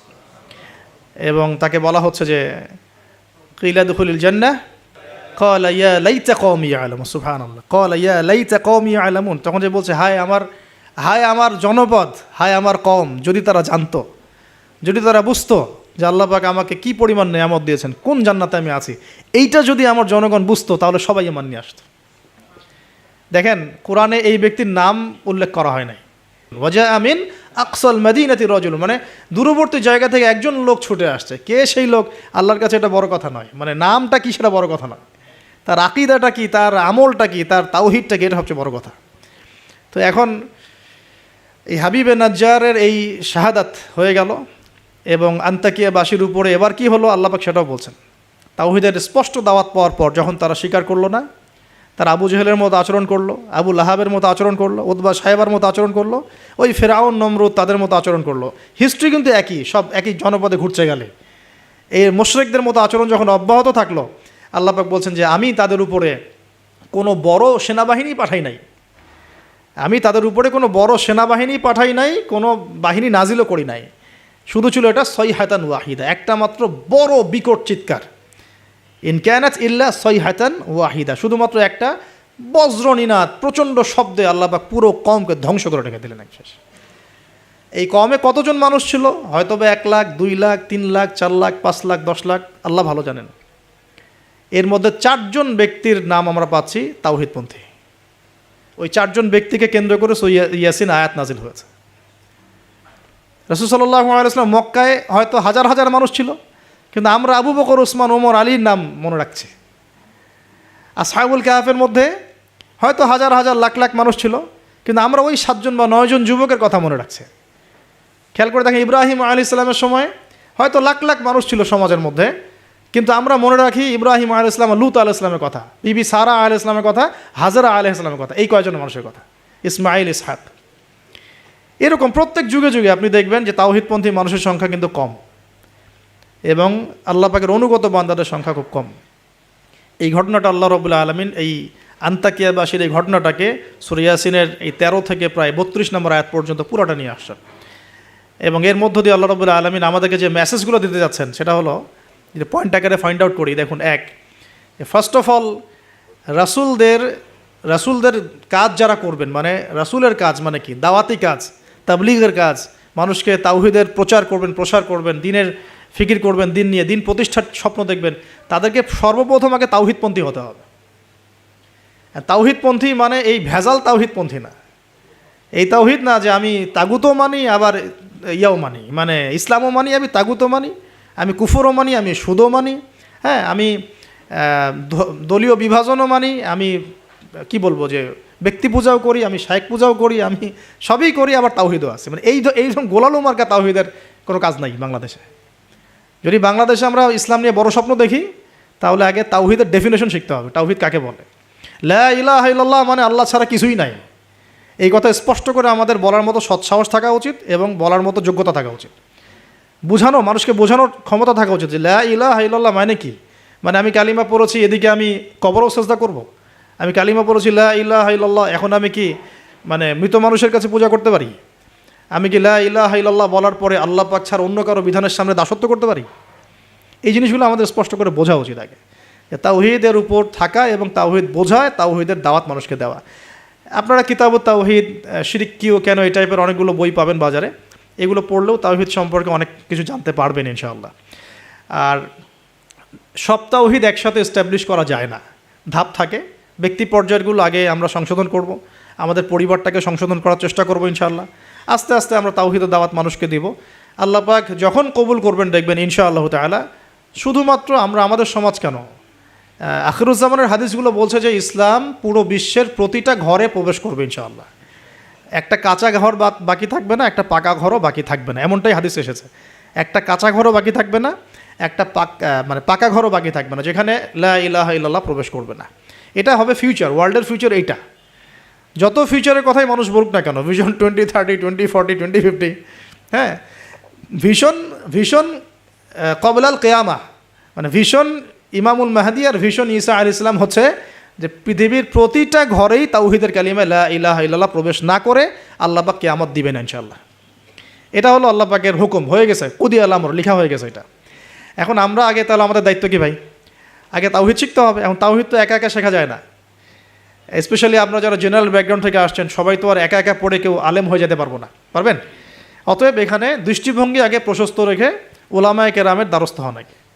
ওলামায়ে কেরামের দ্বারস্থ হওয়ার সময় সাম্প্রদায়িক হয়ে যাবেন না, যে আমি এই আকীদা ফলো করি, এই মানহাজ ফলো করি, এই মাযহাব ফলো করি, বাস ইনাদেরকেই ধরে বসে থাকবো, আর কারো কাছে যাব না। এই চিন্তাটাও ঠিক না, কারণ জ্ঞান কিন্তু সবার কাছেই আছে, জ্ঞান সবার কাছেই আছে। আপনি যদি বলেন যে আমি হানাফি মাযহাবের সব মানি আলহামদুলিল্লাহ, আমি শাফিঈ মাযহাবের সব মানি আলহামদুলিল্লাহ, আহমদ বিন হাম্বল রাহিমাহুল্লাহকে শ্রদ্ধা করি, তার জ্ঞান আমি নিব ইনশাআল্লাহ, ইমাম মালিক রাহিমাহুল্লাহকে শ্রদ্ধা করি, তার জ্ঞান নিব, আপনি অনেক বেশি জ্ঞান পাবেন, অনেক বেশি জ্ঞান পাবেন। আর যদি এত কিছু বোঝার ক্ষমতা আপনার না থাকে, কমসে কম একটা স্কুল অফ থট ফলো করেন, সমস্যা কি? সাধারণ মানুষ, আমার অত কিছু বোঝার ক্ষমতা নাই ভাই, আমি একজন ইমামকে ফলো করি, ব্যাস হয়ে গেল, এতটুকু যথেষ্ট। এখন আমাদের প্রথম কাজ হলো তাহলে প্রিয় ভাইয়েরা, তাওহীদ শেখা এবং তাওহীদ শেখার জন্য ওলামায়ে কেরামের দ্বারস্থ হওয়া। আল্লাহ পাক তৌফিক দান করুন। এবং এই জায়গায় আমরা কিন্তু সাম্প্রদায়িক হব না, আমরা সংকীর্ণ চিন্তাভাবনা করব না, আমরা আমাদের চিন্তাভাবনাগুলোকে প্রশস্ত রাখার চেষ্টা করব। আল্লাহ পাক তৌফিক দান করুন, সকলেই বলে আমিন। সেকেন্ড পয়েন্টটা আমরা ফাইন্ড আউট করতে পারি। দেখুন, দাওয়াত দেওয়ার সময় রাসূলগণ কিন্তু ধনী গরিব ভেদাভেদ করে দাওয়াত দেন। হাবিবে নাজ্জার কী ছিল পেশা? একজন কাঠমিস্ত্রি। আমরা তো রিক্সাওয়ালাকে দাওয়াত দিয়ে গিল্টি ফিল করি, আমাদের প্রেস্টিজ ইস্যু হয়, ওকে দাওয়াত দিব কিসের ইসলামের? হ্যাঁ, তো আমরা সমাজে ছোট বড়, ধনী গরিব, পাপী ফাসেক জালেম মুত্তাকি সব শ্রেণীর মানুষের মধ্যে দাওয়াতি কাজ করবো ইনশাআল্লাহ। আল্লাহ পাক তৌফিক দান করুন, আমিন। এই দাওয়াতি কাজটা হবে দুইভাবে, একটা হচ্ছে অমুসলিমদের মাঝে ইসলামের দাওয়াত, অমুসলিমদের মাঝে তাওহীদের দাওয়াত, ইসলামের দাওয়াত। এখানে তো অমুসলিম সোসাইটি ছিল আন্তাকিয়ায়, তো অমুসলিমদের মাঝে তাওহীদের দাওয়াত এটা বেশি জরুরি বাংলার মাটিতে, কারণ এখন প্রচুর মানুষ দিন দিন কিন্তু অমুসলিম হয়ে যাচ্ছে মুসলিম থেকে, আপনারা জানেন কি না জানি না। যারা পার্বত্য অঞ্চলে, বর্ডার এলাকায়, উত্তরাঞ্চলে বিভিন্ন জায়গায় আমরা তো সফর করি, আমরা তো জানি বিভিন্ন জায়গায় এমনও ঘটনা ঘটেছে যে মানুষ দলে দলে খ্রিস্টান হওয়া শুরু করেছে। দেখুন রাসূল সাল্লাল্লাহু আলাইহি ওয়াসাল্লাম আমাদের মাঝে এখন সশরীরে নাই, তা তিনি কি রেখে গেছেন আমাদের জন্য? এই দিনটাই তো। তা আমরা, আমার পকেটেও তসবিহ দানা আছে, গুনতে সহজ লাগে, আল্লাহুম্মা সাল্লি আলা মুহাম্মদ, আল্লাহুম্মা সাল্লি আলা মুহাম্মদ, এটা গোনা তো সহজ, বসে বসে দরুদ পড়া তো সহজ, কিন্তু রাসূল সাল্লাল্লাহু আলাইহি ওয়াসাল্লামের দিনের হেফাজত করা তো এত সহজ না। তাহলে কোন কাজটা করলে আমরা বড়মুখ করে রাসূলের সামনে দাঁড়াতে পারবো কিয়ামতের দিন? তার দিনের হেফাজত করলে। তো আমরা অমুসলিমদের মধ্যে দাওয়াতি কাজ তো করছিই না, যারা করছে তাদের সংখ্যা খুবই কম। আর যে দলে দলে দিন দিন মানুষ মুসলমান থেকে অমুসলিম হচ্ছে, এই ফিকিরও আমাদের নাই, এই ফিকিরও আমাদের মধ্যে নেই। আমরা তো পড়ে আসি ভাই, সত্যি কথা বলতে আমরা পড়ে আসি হাত বাঁধা নিয়ে আর কি। হাত বাঁধবো কোথায়? পায়ে পা কি কেমন করে লাগবো, কেনি আঙ্গুল নাকি গোড়ায় গোড়া? মানে আমাদের চিন্তা ভাবনাগুলো অনেক বিশাল, আমরা একদম মানে ওয়ার্ল্ড নিয়ে চিন্তা করতেছি। হ্যাঁ, আমরা চিন্তা করতেছি একদম ইসলামিক রেভলিউশন, খিলাফা, এই সেই, অথচ বাস্তবিক অর্থে আমাদের চিন্তা কোন জায়গায়? কেনি আঙ্গুলে না গোড়ায়? আপনি হাতটা উঠাবেন না, আপনি বাঁধলেন কোথায়? অনেকের অ্যাটিটিউড এতটাই এগ্রেসিভ যে মনে হয় যে হাত নিচ থেকে উপরে আসা মানে হচ্ছে অমুসলিম থেকে মুসলমান হয়েছে। আগে অমুসলিম ছিল, ভাবটা এমন যে আগে মুসলমান ছিলাম না ভাই, আগে দিন কিছুই বুঝতাম না, এখন আমি একদম পরিপূর্ণ সহিতে আসছি। তার মানে আগে আপনি সহিতে ছিলেন না। তো যারা এখন যে কোনো একটা মাযহাব ফলো করে, যেমন হাম্বলি মাযহাব ফলো করে মিডল ইস্টের মানুষরা, তারা বেশিরভাগই হাম্বলি মাযহাব ফলো করে। মালাকি মাযহাব ফলো করে দেখেন আফ্রিকান কন্টিনেন্টের মানুষরা। ইন্দোনেশিয়ার ওদিকে যাবেন, মালয়েশিয়া, ওখানে দেখবেন শাফঈ মাযহাব প্রচুর। এই সাবকন্টিনেন্টের মধ্যে হানাফি মাযহাবের প্রচলনটা বেশি। তার মানে কি এরা কেউই হকের উপর নাই? এই থটসটা আমরা কোথায় পেলাম? হ্যাঁ, এমন হতে পারে যে কিছু কিছু কাজ বা আমল মাযহাবের নামে চলছে, যেটা হয়তো কোরআন সুন্নাহ সমর্থন করছে না, সেক্ষেত্রে আমরা ওটা সংশোধন করবো, অবশ্যই করবো, কেন করবো না? তো আমরা আমাদের দৃষ্টিভঙ্গিটা একটু বড় করি, এইটাই ইসলাম নয়। এখান থেকে এখানে আসলাম মানে ইসলাম একদম আমার পরিপূর্ণ ঢুকে গেছে, বিষয়টা এমন নয়। আমাদের বড় চিন্তা করতে হবে। তাওহীদ, দিন দিন তাওহীদ বাংলার মাটি থেকে মানুষ শুষে নিচ্ছে। তাওহীদ তো শুষে নেওয়া হচ্ছে অনেক আগ থেকেই, তাওহীদ তো পানির মতো শুষে নেওয়া হচ্ছে অনেক আগ থেকেই। ব্যক্তিগত জীবনে হয়তো আমি সুন্নতের আমল করছি, ব্যক্তিগত জীবনে আমি তাসবিহ তাহলিল করছি, জিকির আজগার করছি, তাহাজ্জুদ পড়ছি, সত্যিকার অর্থে কি এটাই ইসলাম? ইসলাম বলতে এতটুকুই বোঝায়? তো এই জিনিসগুলো আমাদের একটু বড় করে ভাবা উচিত। আর ইখতিলাফি মাসআলাগুলোকে নিয়ে এত বেশি আর আল্লাহর রাস্তায় ঝগড়া করেন না। অলরেডি মসজিদ ভাগ হতে হতে হতে হতে আমরা মানে এমন একটা সময় ছিল যখন সবাই বলতো যে এইগুলা বাতিল, এইটাই হক। নাম বলছি না আমি, XYZ এগুলো বাতিল, এইটা হচ্ছে হক। তো পরে দেখা গেলো হকের মধ্যে হক, হক ক, হক খ, হক গ, হক ঘ, এগুলো শুরু হয়েছে এখন। আর আপনি কোথায় যাবেন? তো এখানে একটা ভালো দৃষ্টিভঙ্গি এরকম যে আমরা সবার প্রতি শ্রদ্ধা রাখতে পারি, আমরা সবার মতাদর্শের প্রতি শ্রদ্ধা রাখতে পারি তো কমসে কম, যে হ্যাঁ ওই ভাইয়ের কাছে কিছু দলিল আছে, আমার কাছেও আছে, তার দলিলটা কতটুকু অথেন্টিক, আমারটা কতটুকু অথেন্টিক না, এই গভীরে ঢোকার মতো জ্ঞান তো আমাকে অর্জন করতে হবে। আমি দু চারটা বই পড়ে কী বা শিখে ফেললাম? এমন দু চারটা বই পড়ে আমি কী বা শিখে ফেললাম? আর যে রেফারেন্সগুলো দেয়া আছে বইয়ের নিচে, ওই রেফারেন্সগুলো ঘাটার মতো যোগ্যতা আমার হয়েছে কি না? মনে করেন একটা বই পড়ছেন, নিচে আপনার একদম সব বুখারী মুসলিম লেখা, তো এই বুখারী মুসলিমের ভিতরে ঢোকার যোগ্যতাটা কি আপনার হয়েছে কিনা, বা ওইটার উসুল আপনি বোঝেন কিনা, ওই হাদিসটা সত্যি সত্যি ওই মাসআলা সাবিত করে কিনা এটা আপনি বোঝেন কিনা, বা ওই হাদিসটাকে নিয়ে ওই দলিলটাকে নিয়ে আপনি কি অন্য কোনো মুহাক্কিক আলেমের কাছে গিয়েছেন কিনা, তাদের জবাবটা শুনেছেন কিনা। আমরা অনেক ছোট জায়গায় আছি ভাই। আমি একটু খোলামেলা কথা বলছি, আমরা এখন অনেক ছোট পরিসরে চিন্তা করছি। ইসলামের এগেনস্টে যারা কাজ করছে ওরা অনেক বড় করে চিন্তা করছে, ওরা দিন দিন মানুষকে অমুসলিম বানাচ্ছে।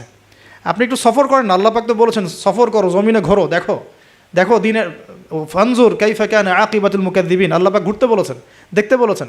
সফর করে দেখতে থাকেন যে কী অবস্থা চলছে। আমরা বিশ্বাস করেন, মানে আমরা ঢাকায় যে বাসা থাকি, ওই বাসার সামনে যে গলি, ভাড়া বাসা আমাদের, আমরা প্রায় দেখি যে 10 জন 20 জন ছেলে পেলে আড্ডা মারে গোল করে। তো প্রথমে ভাবলাম যে মেয়েটে দেখে, হয়তো ছেলেরা তো এগুলোই করে না, পরে দেখলাম ওই 5 মিনিটের মধ্যে একজন গাঁজা বানায় ফেললো, আর 4-5 জন টানে টানে শেষ। অ্যান্ড আমি যে চোখে দেখলাম, আমি বড় জোরকে ধমক দিলাম একটা, যদি কালকে দেখি কান ফাটায় ভালো। আমি গতকালকে কথা বলছি এরকম। তো এখন আমি তো আর কিছু করতে পারবো না। তা আল্লাহ পাক যদি আমাকে ক্ষমতা দিতেন, আমি তখন অ্যাকশন নিতে পারতাম। তো এই হলো যুব সমাজের অবস্থা। এদের বয়স 15 থেকে 20 বছরও না। 15 থেকে 20 বছরের যুব সমাজের অবস্থা আজকে ভয়াবহ। প্রশাসনের ভাইরা আছেন, জিজ্ঞেস করে দেখেন কিশোর গ্যাংয়ের কী অবস্থা, টিকটক প্রজন্মের কী অবস্থা। এরা এমন কোনো পাপ নাই করতে বাকি রাখতেছে না। এরা কিশোরদের অবস্থা। আমাদের বাচ্চাদের অবস্থা দেখেন, স্কুল কলেজে তারা পড়ছে, ছোটো ছোটো বাচ্চারা সব তো ডিভাইস এডিক্টেড, ডিভাইস, সারাদিন ডিভাইস নেই। ওর তো মাথার মধ্যে, ওর মাথার যে মানে এনার্জিটা, যে সেলগুলো ডেভেলপই হতে দেয়নি আমরা। ও যে পরিবারে বড় হচ্ছে, পরিবারের স্বামী স্ত্রীর মধ্যে সুসম্পর্ক নাই, হৃদ্যতাপূর্ণ কোনো পরিবেশ সে দেখছে না। হ্যাঁ, ওর খাওয়ার ঠিক নাই, ও মানে শারীরিক কসরত নাই। হ্যাঁ, খালি একটা সার্টিফিকেটকে আমরা সব মনে করছি। 10টা-5টা প্রাইভেট পড়তেছে, মনে করছি আমি আমার ছেলেকে মানুষ করে ফেলাইলাম। ইসলামের তো কোনো ফিকিরই নাই, কোরআন পড়তে জানে না, নামাজ দূরের কথা, অজু করতে পারে না। আমি হার্ডলাইনে কথা বলছি, নামাজ দূরের কথা, অজুই করতে পারে না। ঠিকমতো অজু করতে হয় কীভাবে জিজ্ঞাসা করেন, অজুর ফরজ করে জিজ্ঞাসা করেন, ওকে বলতে পারে কিনা। এই বয়সের মেয়েদের অবস্থা দেখেন। এই বয়সের মেয়েগুলো যারা ঘুরে বেড়ায়, তারা মনে করে ওয়ার্ল্ডে এরা ছাড়া কেউই নাই, দুনিয়াটাই ওদের। হ্যাঁ, চুল ঠিক করতে হলেও করবে, না করতে হলেও করবে। ওর কাজই একটা, চুল ঠিক করা, সারাদিন চুল ঠিক করতে থাকবে। হ্যাঁ, মানে বাসায় যত মেকআপ সব একদিনে মেখে বের হয়ে যাবে। মানে মানুষকে দেখাতে হবে, আমাকে মানুষ দেখুক, সুন্দর বলুক। এদেরকে টার্গেট করেছে কিছু বাণিজ্যিক লোকজন। ওরা শিখিয়েছে এদেরকে, তুমি সুন্দর না, তোমাকে সুন্দর হতে হবে। ব্যাস, স্নো পাউডার শুরু হলো তারপর থেকে। ওকে আগে বুঝাইছে, মাথার মধ্যে ঢুকাইছে, তুমি সুন্দর না, তোমাকে আরও সুন্দর হতে হবে। ব্যাস, তারপরে যে এই ক্রিম সেই ক্রিম, ব্যবসা শুরু হয়ে গেল, এই পার্লার সেই পার্লার। মানে এই মেয়েগুলার, আপনি বিশ্বাস করেন, এই টিকটক প্রজন্মের কথা বলছি, কিশোর গ্যাংয়ের কথা বলছি, ছেলেরা যতটা না বদ, এই মেয়েদের একটা বড় অংশ তার চেয়ে অনেক বেশি বদ, অনেক বেশি। তারা চায়, কিছু কিছু মেয়ে চায় যে তাকে যেন টিস করা হয়, কিছু কিছু মেয়ে চায় যে সে ছেলের পিছনে বাইকে করে ঘুরবে। এখন রাতের বেলা বা অন্য কোনো সময় যদি এই ছেলে 4-5টা মিলে এখন এই মেয়েটাকে রেপ করে ফেলায়, এখানে কি সম্পূর্ণ দোষ শুধুমাত্র ছেলেটারই? আমাকে অ্যান্সার দেন দেখি। ওই মেয়েটা কেন ওখানে ঘুরতে গেল ওর সাথে? ওর বাবা কী করছিল, ওর ভাই কী করছিল? তা আমরা আমাদের সোসাইটির দিকে একটু দেখেন, আমরা অনেক ছোট জায়গায় চিন্তা করতেছি। এই যে আপনি হাত বাঁধে নিয়ে পড়ে আসেন না, পায়ে পা নিয়ে পড়ে আসেন, আর আপনি বলছেন আমারটা সই, ওরটা ও খারিজি হয়ে গেছে, ও ভণ্ড হয়ে গেছে, ওই হয়ে গেছে। এগুলা খুবই কনজাস্টেড চিন্তা। আপনার চিন্তাটা অনেক ছোট লেভেলের। আপনি যখন ওয়ার্ল্ডকে চিনতে শিখবেন, অর্থনীতি বুঝতে শিখবেন, ওয়ার্ল্ডের ফেতনাগুলো রিকগনাইজ করতে শিখবেন, আপনি নিজেকে লজ্জা পাবেন যে আমি কী বলে আসছিলাম এতদিন। আর আমরা তো জানি, আমরা ওই লাইন কিন্তু ঘেটে আসছি। আপনি কোন জায়গায় চিন্তা করছেন, কোন জায়গায় আপনার চিন্তা থেমে যাবে, ওটা আমি জানি। ওর পর থেকে আমি আপনাকে চিন্তা করতে বলতে পারবো। ঠিক আছে, অনেক ডিপে আছে। পুরো ওয়ার্ল্ড নিয়ে ভাবেন। দেখেন আমাদের সোসাইটিগুলোর দিকে তাকান, আমাদের ইয়াং জেনারেশনকে দেখেন, আমাদের শিক্ষার দিকে দেখেন না একটু। আমাদের এই যে যুব সমাজ সামনে বসে আছে, জিজ্ঞাসা করেন যে এই 15-20 বছর তারা পড়াশোনা করেছে, তারা কতটুকু কোরআন শিখেছে, কতটুকু হাদিস শিখেছে। আমাদের এখানে অনেক সিনিয়র ভাই আছেন, আমাদের পিছনে অনেক বরেণ্য ব্যক্তিরা আছেন, তারা এখন আফসোস করেন যে আমাদের বয়স 40 হয়ে গেছে, কোরআন শিখতে পারি নাই, 40টা হাদিস তো পড়তে পারি না, হুজুর এটা কী হবে, ওইটা কী হবে। তো এটা আপনি জিজ্ঞাসা করা মানেই তো এটা লজ্জাজনক যে আমি তাহলে কি করলাম সারা জীবনে। তাহলে শিক্ষা ব্যবস্থার মধ্যে কোথায় সংস্কার দরকার আমাদেরকে ভাবতে হবে এগুলো, বা আমাদের যারা কর্তৃপক্ষ আছেন তাদেরকে বোঝাতে হবে জিনিসগুলো। অর্থনীতি নিয়ে কী বলবো, এটা নিয়ে বলার তো কিছুই নাই, সব জায়গায় সুদ আর সুদ। অনেক দিন আগে যে বলেছি ক্যাশলেস সোসাইটির কথাই, ক্যাশলেস সোসাইটি এখন বাস্তব। আপনি চায়নায় যান, আপনি কোনো ক্যাশ পাবেন না। চায়নাতে কোনো ক্যাশই নাই, আপনাকে সব ডিজিটাল মানিতে লেনদেন এক্সচেঞ্জ করতে হবে। পুরো ক্যাশলেস সোসাইটি একটা, এবং এর চার্জের ফলে মিনিটেই মানুষ কোটিপতি হয়ে যাচ্ছে। মিনিটের মধ্যে মানুষ কোটিপতি, জাস্ট চার্জ কাটতে কাটতে কাটতে কাটতে কোটিপতি হয়ে গেছে। ইলেকট্রনিক মানি তো আসছেই, যখন ক্রিপ্টোকারেন্সির যুগ চলে আসবে তখন দেখবেন যে কী অবস্থাটা হয়। তা আমাদের ইকোনমিক্স সেকশনের এই মানে কি বলবো, যে আধুনিকায়নই বলেন অথবা আধুনিকায়নের শুরুতে সমস্যাগুলো, এগুলো ফাইন্ড আউট করার মতো আলেম ওলামারও ঘাটতি আছে। যখন সমাজে ক্লাসিক্যাল ট্র্যাকের বাইরে কেউ কথা বলে তখন হাসে, হ্যাঁ হাসে যে কী বলতেছে এগুলা, গোল্ড কয়েন, দিনার দিরহাম, এগুলো আবার কী বলে।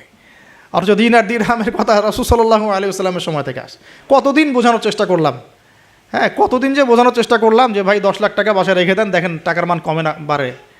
আর যদি 10 লাখ টাকার সমপরিমাণ জমি থাকে আপনার, এটার মান বাড়বে না কমবে। এতটুকু বোঝাতে পারতেছি না যে এগুলো সাস্টেইনেবল কোনো অ্যাসেট না। কারেন্সি ছিল গোল্ড, দিনার এবং সিলভার, দিরহাম। তো এখন সেটা নাই ভালো কথা, কিন্তু আমাদেরকে তো বুঝতে হবে যে আমাদের ফিউচার কী। ইউসুফ আলাইহিসসালামের ফিউচার, ইউসুফ আলাইহিসসালাম যেভাবে তার জাতিকে 7 বছরের একটা মানে গোল নিয়ে সামনে গিয়েছিলেন যে আমরা মূল্যবান সম্পদগুলো করি, মানে সংরক্ষণ করি, যখন দুর্ভিক্ষ সময় আসবে তখন আমরা বাঁচতে পারবো। মিশরের লক্ষ লক্ষ মানুষ বেঁচে গেছে, তা আমাদের সেই ফিকির কোথায়? তো আমি একটা পয়েন্ট থেকে এতদূর চলে আসছি যে আমরা অনেক ক্ষুদ্র জায়গায় চিন্তা করছি। এই যে 1 হাতে মোসাফা না 2 হাতে মোসাফা, আপনার এইগুলা আপনার চিন্তাটাকে এত ছোট জায়গায় নিয়ে আসছে যে আপনি বড় করে এখন ভাবতেই পারতেছেন না। আর আমাদের দরকার, যদি আমরা সত্যি কথা বলছি, যদি আমরা চাই যে আমাদের সমাজ, দেশ এবং জাতি আগামীতে অনেক বেশি সমৃদ্ধি অর্জন করুক, আমাদের ক্রিটিক্যাল থিঙ্কার্স দরকার। আমাদের দরকার ক্রিটিক্যাল থিঙ্কার্স, যারা চিন্তা করতে পারে, ওয়ার্ল্ড নিয়ে ভাবতে পারে, মানে ইসলামটাকে ওয়ার্ল্ডের সাথে মিশাতে পারে। ইসলাম একদিকে পড়ে থাকবে আর ওয়ার্ল্ড একদিকে চলে যাবে, তাহলে তো হইল না কিছু। দেখেন ওই সময় লাত উজ্জা মানাত শিরক এগুলো বলতেন, লাত উজ্জা মানাতের মূর্তি পূজা শিরক এগুলো বলতেন সাহাবীরা। এই যুগে যদি আবু বকর ওমর রাদিয়াল্লাহু আনহু আসতেন, তারা কি ওই কথাই বলতেন? এই যুগের শিরকগুলোকে ফাইন্ড আউট করতেন? বলেন তো দেখি। নিঃসন্দেহে তারা এই যুগের সাথে আপডেটেড থাকতেন। তা আমাদেরকে এই যুগের সাথে আপডেটেড থাকতে হবে। তো আল্লাহ পাক আমাদেরকে তৌফিক দান করুন, আমিন। তো যেটা বলছিলাম যে আমার শ্রদ্ধেয় দিনী ভাইয়েরা, প্রথমে আমরা তাওহীদটা শিখবো ইনশাআল্লাহ, তাওহীদের চর্চা করব। নিজের পরিবারটাকে আগে আপনি তাওহীদপন্থী বানান, আপনাকে সমাজ নিয়ে আগে ভাবতে হবে না, আগে আপনি আপনার পরিবারটাকে তাওহীদপন্থী বানিয়ে ফেলেন। আল্লাহ পাক তৌফিক দান করুন। আপনার সন্তানদেরকে তাওহীদ শেখান, আপনার স্ত্রী, আপনার সন্তান, আপনার মেয়ে, আপনার আত্মীয় স্বজন, এদের মাঝে আপনি আগে দাওয়াতি কাজটা করার চেষ্টা করেন। আল্লাহ পাক তৌফিক এনায়েত করুন। এবং এটা একা একা শেখা যাবে না। আমি বলছি যে দিনই ইলম অর্জন করব, অবশ্যই মুহাক্কিক আলেম খুঁজব। আমি কোনো আলেমের নাম বলে দিব না, কারণ আমি একটা নাম বললেই অপোজিশন আছে, বলবে যে না ওনাকে তো আমি মানি না। আমি যদি বলি যে আমি আল্লামা তাকি উসমানীকে খুব ফলো করি, ভালোবাসি, পছন্দ করি, তারও তো হেটার্স আছে না? তো বলবে যে আপনি ফলো করেন, আমি করি না, আপনি মানেন, আমি মানি না। তো এই জন্য আমি কোনো নাম বলতে যাচ্ছি না। আপনি আপনার বুঝ অনুযায়ী, আপনার কাছে সারা ওয়ার্ল্ড ঘেটে যে মনে হয় যে না এই আলেম হকের উপর আছেন, তার কথাগুলা ভালো, তার ইলমি গভীরতা ভালো, তিনি সাম্প্রদায়িক না বা ইত্যাদি, তিনি হকের উপর আছেন, হক বলতে দ্বিধা করছেন না, হক বাতিলের সাথে মিক্স করছেন না, মানে আপনি বুঝেন, আপনাকে তো আল্লাহ পাক মেধা দিয়েছেন, আল্লাহ পাক তো আপনাকে বিবেক দিয়েছেন, আপনি বোঝার চেষ্টা করেন। তবে আমি রিকোয়েস্ট করবো একটা জিনিসই খালি, যে আপনি আলেমদেরকে দলে দলে ভাগ করে দিয়েন না, এবং আলেমদের মধ্যে সাম্প্রদায়িকতা সৃষ্টি করেন না, আলেমদের মধ্যে শত্রুতা বাড়ায় দিয়েন না। আপনি মৌমাছির মতো হন, এটা আমার নসিহত, আপনি মানবেন কি মানবেন না আপনার বিষয়। আমি এটা ফলো করার চেষ্টা করি, যে আমি নিজেকে একজন মৌমাছি মনে করি। আমাকে যদি বলেন যে এই যে রিক্সাওয়ালা রিক্সা আমাকে নামিয়ে দিল বাসায়, তার কাছেও আমার শেখার কিছু আছে। আপনি যদি মৌমাছি হন, আপনি এখান থেকে শিখতে পারবেন, অবশ্যই শিখতে পারবেন। এরকম অনেক শেখা আমরা শিখেছি। এখানে হাবিবে নাজ্জার ইতিহাসে জাজল্যমান হয়ে থাকলো, কিন্তু ওই রাজার নাম ইতিহাসে আসে নাই। একজন কাঠমিস্ত্রির নাম ইতিহাসে জাজল্যমান হয়ে থাকলো। হাবিবে নাজ্জারকে আল্লাহ পাক বললেন যে উদখুলুল জান্নাহ, জান্নাতে ঢোকো।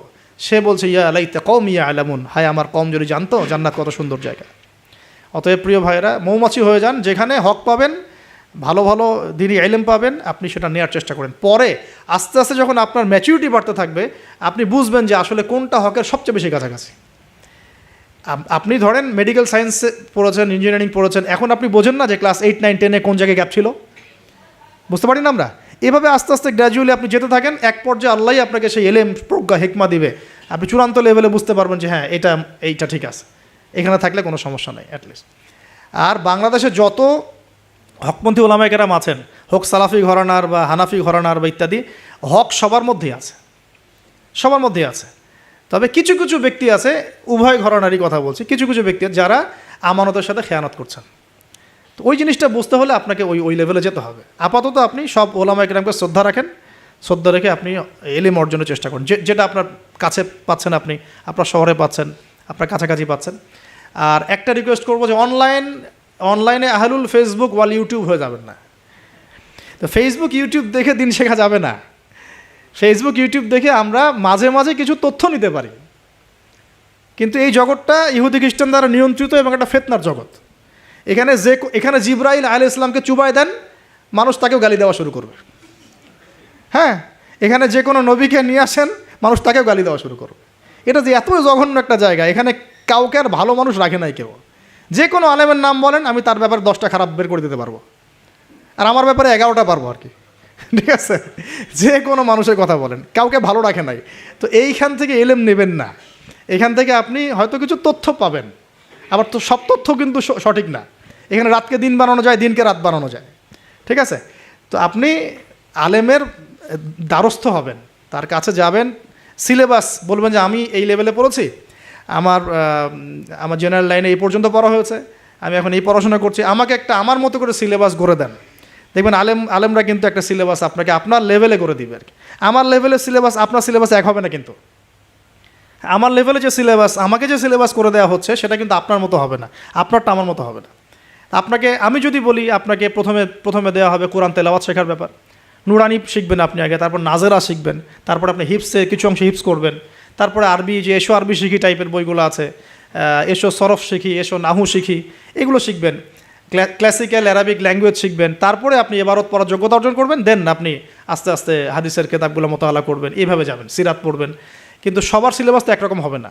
এই সিলেবাস ভিত্তিক পড়াশোনা না করলে বিক্ষিপ্ত পড়াশোনা, আজকে এই বই, কালকে ওই বই, কালকে এই, কালকে সেই, একদম মাথাটা ম্যাসাকাট হয়ে যাবে। এই বিক্ষিপ্ত মাথা দিয়ে আপনি না কিছু চিন্তা করতে পারবেন, না সত্য মিথ্যা বুঝতে পারবেন। তখন আপনার মাথাটাকে যে কোনো দিকে নিয়ে যাওয়া সম্ভব। আমার মাথা এত সহজে যে কোনো দিকে নেওয়া সম্ভব হবে না ইনশাআল্লাহ, বিকজ আমি এগুলো সব ঘাটাঘাটি করেছি। এমন একটা কথা বললেই আমি ফট করে গ্রহণ করবো না, কিন্তু আমি কিন্তু বিষয়টাকে অনেক গভীরে গিয়ে যাচাই বাছাই করে তারপর সিদ্ধান্তে আসার চেষ্টা করব। কিন্তু যারা বিক্ষিপ্ত মানসিকতার, যে কোনো দিকে নেবেন, বাতাস ওই দিকে দৌড়ানো শুরু করবে আর কি।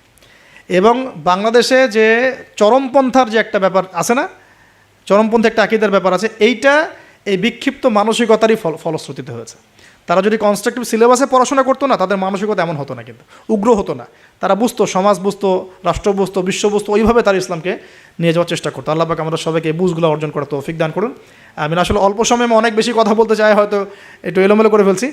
তো তাওহীদের চর্চা, পরিবার সমাজ, আস্তে আস্তে আত্মীয়দের মধ্যে, এবং দ্বীনি ইলম অর্জন, ওলামায়ে কেরামের সোহবত, এই কথাগুলো বেসিক কথা। এর পাশাপাশি আমরা বলবো যে দেখুন, এই প্রত্যেক যুগে যুগে আন্তাকিয়াবাসীর যে অবস্থা ছিল, প্রত্যেক যুগে যুগেও কিন্তু তাওহীদ আর শিরকের কনফ্লিক্ট এমনই ছিল। আপনি আবু জেহেলের যুগ বলেন, আবু লাহাবের যুগ বলেন, ওতবা সাহেবার যুগ বলেন, ফেরাউন নমরুদের যুগ বলেন, সেম হিস্ট্রি। এখন আমাদের ওয়ার্ল্ড অ্যাফেয়ার্সও সেম, আমাদের ওয়ার্ল্ডেও এইভাবেই চলছে। এখানে শিরক আছে, এখানে কুফর আছে, আমাদের ওয়ার্ল্ডে সুদ আছে, আমাদের ওয়ার্ল্ডে জিনা আছে, আমাদের ওয়ার্ল্ডে পর্নোগ্রাফি আছে।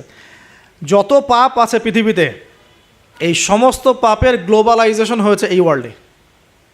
আমরা একটা ভয়ঙ্কর বিশ্বে বাস করি। আমাদের মতো ভয়ঙ্কর বিশ্বে মনে হয় যে ওই আবু জেহেলরাও থাকে নাই। বিশ্বাস করেন না এটা? আবু জেহেলের যুগে শিরক ছিল, এটা গ্লোবালাইজেশন ছিল না। আবু জেহেলের যুগে রিবা ছিল, কিন্তু ওটার গ্লোবালাইজেশন ছিল না। এত র্যাপিডলি মানে ফেতনা ছড়িয়ে পড়তো না। আমরা সবচেয়ে ফেতনাময় পরিবেশে বসবাস করছি। সামনে আরও ফেতনা আসবে, তারপর আরও, তারপর হয়তো বা আল্লাহ পাক কোনো একটা কিছু আনবেন ইনশাআল্লাহ তাআলা, কারণ রাতের পরে দিন আসবে, এটাই স্বাভাবিক। তো এখন এই ফিতনাগুলো পরিবেশে আমাদের কিভাবে আমরা চলবো? তাহলে ফার্স্ট অফ অল আমাদের ইলম অর্জন এক নাম্বার। তারপরে আমি বলবো যে আমাদের ইলম অনুযায়ী বেশি বেশি আমল দরকার, অনেক বেশি আমল দরকার, এবং অনেক বেশি আলেমদের সাথে সোহবত দরকার। এই সোহবতে আমাকে দিন শেখাবে, আমল উৎসাহিত করবে। একা একা না থাকা, কিছু দিনই ভাই মিলে অ্যাটলিস্ট একটা অ্যাসোসিয়েশন বা ফাউন্ডেশন বা কিছু একটা সোশ্যাল কোনো ওয়ার্ক, মানে এরকম কিছু নন পলিটিক্যাল, নন প্রফিটেবল, এগুলোর মধ্যে থাকা, তাহলে আপনি মানে একে অপরের সাথে মোজাকারা করে চলতে পারবেন। বা এগুলো করতে না পারলেও যে কোনো একটা বৃহত্তর জামা, যেমন যেটা ক্লাসিক্যাল ট্রেন্ড আছে, কেউ কওমির মধ্যে আছেন, কেউ তাবলিগে আছেন, কেউ সালাফিজমে আছেন, মানে একটা ঘরানা ফলো করে চলা, তাহলে আপনার কিছু দিনী ভাইয়ের সাথে আপনি মানে মিলেমিশে থাকতে পারবেন, আপনাকে ইসলাম সংশোধন করতে পারবে একজন আরেকজনের। আর এখানে বিভক্তি না বাড়ানো, ঐক্যবদ্ধ থাকতে গিয়ে আবার বিভক্ত বানায় দল ক্রিয়েট না করে ফেলা। মনে করেন আমরা একটা ফাউন্ডেশন করলাম, এই ফাউন্ডেশনটাকে একটা দল মনে করা, না মনে করা যে আমি আমারটাই সত্য মিথ্যা চূড়ান্ত মানদণ্ড, এরকম মনে না করা, বরং আপনাকে সবার সাথে মিউচুয়াল করে চলার চেষ্টা করতে হবে। মানে হকপন্থীদের কথা বলছি, হকপন্থীদের সাথে মিউচুয়াল করে চলার চেষ্টা করতে হবে। তো না হলে ওইটা আবার আরেকটা ফেরকা হয়ে যাবে আর কি। আপনি হক প্রতিষ্ঠা করতে গিয়ে নতুন একটা ফেরকার জন্ম দিয়ে ফেলেন না, যেটা হয়েছে বাংলাদেশে হক প্রতিষ্ঠা করতে গিয়ে মানুষ বহু ফেরকার জন্ম দিয়ে ফেলছে আর কি। এমন যে বললাম না, হক ক, হক খ, হক গ, হক ঘ, কেউ কারোর সাথে কারো আবার মিল নাই। কয়ের আমির একজন, খয়ের আমির একজন, গয়ের একজন, ঘয়ের একজন। তো এইরকম হজবরল একটা হসপস অবস্থা হলো তো সমস্যা। তো একসাথে থাকবো। শোনেন, এই কথাটা খুব ভালো করে শোনেন, আব্দুল মালিক সাহেবের বই থেকে কথাটা বলছি, আমি অনেক শ্রদ্ধা করি। মতানৈক্য থাকবে, তার উপর ঐক্য হবে। মতানৈক্য আছে, ওই ভাই আমার ধরেন যে বাবরি চুল পছন্দ করে, আমি করি না। ওই ভাই মনে করেন যে কি বলবো, রফিল আদান করে, আমি করি না। ওই ভাই মনে করেন যে কি বলবো, যে হ্যাঁ জোরে আমিন বলে, আমি আসতে বলি। মতানৈক্য তার সাথে আমার আছে, কিন্তু তারপরেও আমাকে একসাথে থাকতে হবে। এরকম অবস্থায় না আসতে পারলে আপনি বাংলাদেশ কেন, সারা ওয়ার্ল্ড অ্যাফেয়ার্স চিন্তা করে মুসলিমদের ঐক্যবদ্ধ কোনো প্ল্যাটফর্ম বা কোনো রকম রেভলিউশন এটা আসলে সম্ভব হবে না। বরং এই সুযোগগুলো কাজে লাগায় অমুসলিম যারা আছে, ইসলামের শত্রু যারা আছে, এরা আপনাকে আরও ডিভাইড অ্যান্ড রুল নিতে থাকবে। End of the day you will destroy yourself, আপনি নিজেকে ধ্বংস করে ফেলাবেন আর কি। আর এরপরে আমাদের এখনকার করণীয় হচ্ছে ফিতনাগুলো রিকগনাইজ করা, আগে ফিতনাগুলো চিহ্নিত করতে শেখা যায়, কোন কোন জায়গায় কোন কোন ফিতনা আছে, তারপরে সেখান থেকে বাঁচার পদ্ধতিগুলো গ্রহণ করা। আর একটা কথা বারবার জোর দিয়ে বলছি আমি, ইলম অর্জনের কোনো বিকল্প নাই, প্রচুর পড়াশোনা করতে হবে। আল্লাহ পাক আমাদের সবাইকে প্রচুর পড়াশোনা করার তৌফিক দান করুন। মনে করেন এখন থেকে নিয়াত করেন যে ইনশাআল্লাহ আগামী 10 বছর আমরা ডানে বামে এত না দেখে পড়াশোনাই করতে থাকবো ইনশাআল্লাহ। খালি পড়াশোনা করতে থাকেন। আপনাকে এখন রাষ্ট্রের দায়িত্ব নেওয়ার দরকার নেই আপনার, আপনি পড়াশোনা করেন, দিনই ইলম অর্জন করেন, প্রচুর পড়াশোনা করেন, করে আপনি ডিনামাইট হন ভিতর থেকে, ঠিক আছে? ইনশাআল্লাহ আপনার আমার যদি যোগ্যতা থাকে, আল্লাহ যদি আমাদের মধ্যে কবুল মানে ইসলাহ দেখেন, সংশোধন দেখেন, মানে খালেস নিয়াত দেখেন, হ্যাঁ খুলুসিয়াত দেখেন, আল্লাহ পাক চাইলে আপনাকে অন্ধকার থেকে তুলে রাষ্ট্রের নেতা বানাইতে পারেন না? ওই যে জেলখানার কূপ থেকে তুলে ইউসুফ আলাইহিস সালামকে রাষ্ট্রের দায়িত্ব দেওয়া হয় নাই? এই দায়িত্ব কে দিয়েছে? আল্লাহ পাক দিয়েছে। তো এটার যোগ্যতা, পড়াশোনা করুন, প্রচুর ইলম অর্জন করার চেষ্টা করি। আল্লাহ পাক তৌফিক এনায়েত করুন, আমিন। এর সাথে আমলটা বাড়াই, ওলামায়ে কেরামের সোহবত এবং তাসকিয়া মানে আত্মশুদ্ধি। ডেইলি আমরা যে কাজগুলো করি এর মধ্যে দোয়া থাকবে, জিকির থাকবে, হ্যাঁ তাসবিহ তাহলিল থাকবে, কোরআন তেলাওয়াত থাকবে। কোরআন তেলাওয়াত মিস দিয়ে না, প্রত্যেক দিন কমপক্ষে 1 ঘন্টা কোরআন তেলাওয়াত করেন, বা 1 ঘন্টা না পারে 1 পারা কোরআন তেলাওয়াত করেন। 1 পারা টার্গেট নেন যে আমি পার ডে 1 পারা করে কোরআন তেলাওয়াত করব। এবং আমার ওস্তাদ আমাকে নসিহত করেন, ওনার নাম হাবিবুর রহমান, উনি বলছেন যে তিনটা কাজ কোনোদিন ছাড়বা না, কোনোদিনও ছাড়বা না। এক হচ্ছে প্রতিদিন কোরআন নর্মাল তো তেলাওয়াত করোই, একটা পৃষ্ঠা হলেও অর্থসহ পড়বে, একটা পৃষ্ঠা হলেও অর্থসহ। এই যে 5টা আয়াতের উপর আমরা কিন্তু আজকে আলোচনা করলাম, 4-5টা আয়াতের উপরে অর্থসহ পড়বে। 2 নাম্বার হচ্ছে রাসূল সাল্লাল্লাহু আলাইহি ওয়াসাল্লামের হাদিস 4-5টা করে প্রতিদিন পড়ার চেষ্টা করো, একটা বিশুদ্ধ বই থেকে। আর রাসূলের সিরাত জীবনী 2-3টা পৃষ্ঠা হলেও পড়ার চেষ্টা করো প্রতিদিন। এই কাজগুলো করলে হয় কি, ঈমান তাজা হয়। আপনি অজুর ফজিলত জানেন, অনেক দিন আগে পড়েছেন, এখন অজু করতে গেলে সেই ফিলটা আপনি পাবেন না। এটা আপনি এখনই অজুর ফজিলতটা আরেকবার পড়ে যান, দেখেন আপনি অজু করতে গেলে একটা ফিল পাবেন যে এটা আমার গুনাহ মাফ হচ্ছে এখান থেকে। এটা হচ্ছে ইলম অর্জনের ফলে আমাদের কিন্তু ঈমানটা রিচার্জ হয়। তো আমলটা বাড়াই, ডেইলি এই আমলগুলো চালু করি, জিকির আজগার, তাসবিহ তাহলিল। পারিবারিক তালিম করতে পারলে খুব বেশি ভালো হয়। হ্যাঁ, পরিবারে দাওয়াত দিব, পরিবারে আমরা এগ্রেসিভ হব না, পরিবারে অলওয়েজ দাওয়াত দিবেন। পরিবারবর্গ ইসলাম মানে দাওয়াতের পথে আসলো কি না, হ্যাঁ আপনার সংশোধনের পথে আসলো কি না, এটা নিয়ে এত বেশি ওভার ব্লাস্টেড হওয়ারও দরকার নাই। আমার দায়িত্ব দাওয়াত দেয়া, বোঝানোর, ভাই বুঝিয়েছি, দোয়া করি আল্লাহর কাছে, আল্লাহ যেন সবাইকে হেদায়েত দেন, ব্যাস দ্যাটস অল, আপনার কাজ হয়ে গেছে। এরপরে আমরা আমাদের সামর্থ্য অনুযায়ী দাওয়াতের কাজ অব্যাহত রাখবো। হয়তো ওলামায়ে কেরামের সোহবতে বা যে যেভাবে করছেন আলহামদুলিল্লাহ, প্রতিষ্ঠিত কোনো জামায়াতের মধ্য দিয়ে অথবা ক্লাসিক্যাল ইসলামিক ট্রেন্ডে যে যেভাবে কাজ করছেন আলহামদুলিল্লাহ, এই কাজগুলোকে সমন্বয় করাটাই চ্যালেঞ্জ। বাংলাদেশে প্রচুর কাজ হয় ইসলামের। আল্লাহ পাক কাকে যে কবুল করবেন, আমি খুব মনে মনে দোয়া করি আল্লাহ পাক যেন একজন যোগ্য মানুষকে কবুল করেন, যিনি এই দিন ইসলামের যে কাজগুলো দেশে চলছে এগুলোকে যেন ইউনাইটেড করতে পারে আর কি। এইটা চ্যালেঞ্জ আর কি। কাজ যে হচ্ছে না তা না, কাজ প্রচুর হয়, দিনই কাজ প্রচুর। আমাদের মসজিদের অভাব নাই, মাদ্রাসার অভাব নাই, মক্তবের অভাব নাই, কিন্তু বিশ্বাস করেন যে ওই যে ইসলামের ইকামাত, ওই ইকামাতের ছিটা ফোটাও নাই আমাদের মধ্যে। অতএব এটাকে আমাদের মধ্যে আল্লাহ পাক যেন যোগ্য ওমরের মতো কোনো মানুষকে দিয়ে কবুল করে না, আমিন। আল্লাহ পাক আমাদেরকে এই যুগের আবু বকর, ওমর, ওসমান, আলী হওয়ার তৌফিক দান করে না, আমিন।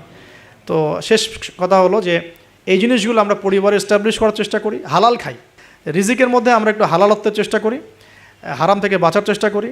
মেয়েদের থেকে সতর্ক থাকেন। আপনার রিজিকের সামর্থ্য হয়ে গেছে, আপনি বিয়ে করে ফেলেন, কিন্তু কোনো রকমের হারাম কোনো সম্পর্কের দিকে যাবেন না। খুবই খারাপ জিনিসটা। যার মধ্যে জিনা ঢুকে যাবে সে কখনো আল্লাহর মারেফত অর্জন করতে পারবে না। যার মধ্যে জিনা ঢুকে গেছে এর মনটা পবিত্র হতে পারবে না। তো মনের মধ্যে শয়তানি কিলবিল করবে, মনটা পবিত্র হতে পারবে না। পর্ন দেখার অভ্যাস থাকলে বাদ দেই। মেয়েদের দিকে তাকালে চোখ নিচু করার অভ্যাস করার চেষ্টা করি। আমি তো আপনাদের শহর ঘুরে ঘুরে আসলাম একটু আগে, তো এখানে তো চোখের হেফাজত করাটা ঢাকার মতোই কঠিন, ঢাকার মতোই কঠিন। তো এখানে আপনাদেরকে আরও বেশি ইমানের পরিচয় দিতে হবে। আমাদের সবাইকে আল্লাহ পাক তৌফিক দান করুন, আমিন। চক্ষু নিচু করা, পারলে বিয়ে শাদী করে ফেলা এবং পর্ন থেকে দূরে থাকা, অহেতুক আমরা ইউটিউব ফেসবুকে অনেক মুভিজ দেখি, এটা দেখি, ক্লিপ দেখি, এগুলো বন্ধ করতে হবে। যদি আমরা সত্যিকার অর্থেই চাই যে ইসলাম নিয়ে কিছু করতে, এ যুগের আবু বকর ওমররা যেভাবে চিন্তা করতেন ওইভাবে চিন্তা করতে হবে। আল্লাহ পাক আমাদের সবাইকে কবুল করুন, আমিন। আর আমাদের সন্তানদের ব্যাপারে আমরা ফিকির করব, তাদেরকে আমরা কোথায় পড়াবো, কিভাবে মানুষ করব, এই বিষয়গুলো ফিকির করব। একটা ফিকির আমি ঢুকাই দিচ্ছি আজকে, এই ফিকিরটা নিয়ে এত হার্ডলি কখনো বলি নাই, এখন বলছি। সেটা হলো ফিজিক্যালি ফিট থাকার চেষ্টা করুন। ফিজিক্যালি ফিট থাকাটা অনেক বেশি ইম্পর্টেন্ট, যেটা আমি নিজে এখন সাফার করতেছি। এই যে মাহফিল টাহফিল, এগুলো ঘুম হয় না, খাওয়া ঠিক নাই, জার্নি এই করতে করতে মানে দেখা যাচ্ছে যে আমরাও ফিজিক্যালি অনেক সময় এই বয়সেও দুর্বল হয়ে যাচ্ছি, মানে ইফোর্ট দিতে পারছি না, ইত্যাদি ইত্যাদি। অথচ রোজা রেখে আমি নিজে, আমার মনে আছে, রোজা রেখে আমি 2 বেলা 2টা ম্যাচ খেলেছিলাম। কি টার্গেট ছিল, তামিম ইকবাল হব, কি একটা অবস্থা। হ্যাঁ, এবং আলহামদুলিল্লাহ অল্প সময় অনেক দূর গিয়েছি, আল্লাহ পাক ওই হিস্ট্রিটা মিটিয়ে দিয়েছেন, আমি শুকরিয়া আদায় করি আল্লাহর কাছে। কিন্তু এখন কিন্তু আপনি সেটা আমি পাচ্ছি না। আমি এখন আমাদের বাসায় যে রানিং মেশিনগুলো আছে, এগুলোতে দেখা যায় 20-30 মিনিট দৌড়ালে আমি হাঁপায় যাচ্ছি। আমার এখনও মনে আছে যে আমি একটা রংপুর যে ক্রিকেট গার্ডেন একটা আশরাফুল্লা ওই সময় খেলতো, ওইখানে আমরা 10 রাউন্ড দিয়েছি, 10 রাউন্ড। তো এই ফিজিক্যাল ফিটনেসের ব্যাপারটা খুব গুরুত্ব দিচ্ছে এই কারণ আমরা যদি ইসলাম পালন করতে চাই, আল্লাহর ইবাদত করতে চাই, দিনের জন্য কিছু করতে চাই, ফিজিক্যালি ফিট থাকতে হবে। এই জন্য খাওয়ার ব্যাপারে সতর্ক হন। খাওয়া, আমরা তো মাশাআল্লাহ একটু আগে খাবার তো মানে আসছি, আমরা আলোচনা শুনতে খাওয়া শুরু করলাম, মানে বিশ্বাস করেন আমরা গরু খাওয়া মুসলিম হয়ে গেছি। আমরা এখন খালি গরু, শুক্রবার মানে কি গরু খাও।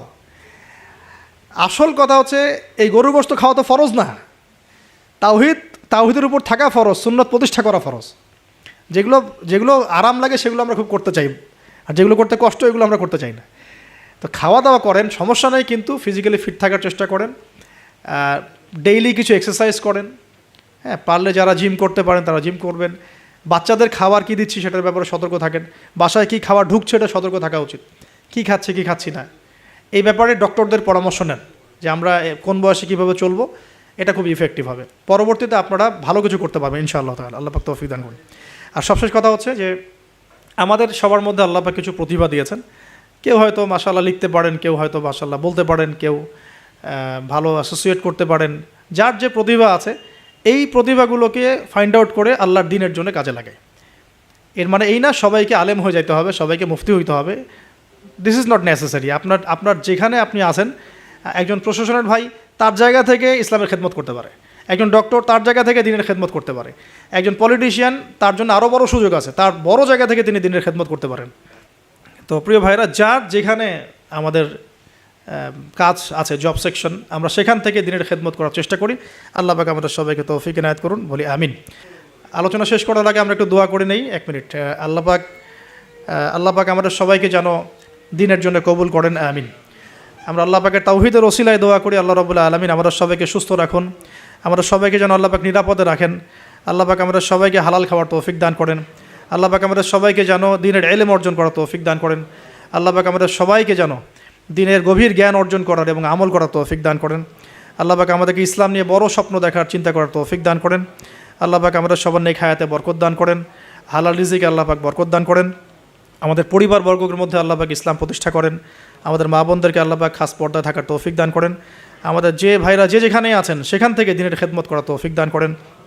আমাদের সমাজের মধ্যে যত রকম অন্যায়, অত্যাচার, পাপাচার ছড়িয়ে পড়েছে, আল্লাহ পাক এগুলো থেকে আমাদের দেশ এবং জাতি পরিবারকে হেফাজত করেন, আমিন। আর সর্বশেষ কথা হচ্ছে, আজকে আমরা যে টপিকে আলোচনা করেছি, এই আন্তাকিয়ার ঘটনা, হাবিবে নাজ্জারের ঘটনা, এই রাসূলদের ঘটনা, এই ঘটনাগুলো থেকে আল্লাহ পাক আমাদেরকে শিক্ষা নেওয়ার তৌফিক দান করেন, এই সমসাময়িক বিশ্বের সাথে মেলানোর তৌফিক দান করেন, তদনুযায়ী পদক্ষেপ গ্রহণ করার তৌফিক আল্লাহ পাক দান করেন, আমিন। সুবহানাকা আল্লাহুম্মা বিহামদিকা আশহাদু আল্লা ইলাহা ইল্লা আনতা আস্তাগফিরুকা ওয়া আতুবু ইলাইক। সুবহানা রাব্বিকা রাব্বিল ইজ্জাতি আম্মা ইয়াসিফুন ওয়া সালামুন আলাল মুরসালিন ওয়া আলহামদুলিল্লাহি রাব্বিল আলামিন। আসসালামু আলাইকুম ওয়া রাহমাতুল্লাহি ওয়া বারাকাতুহু।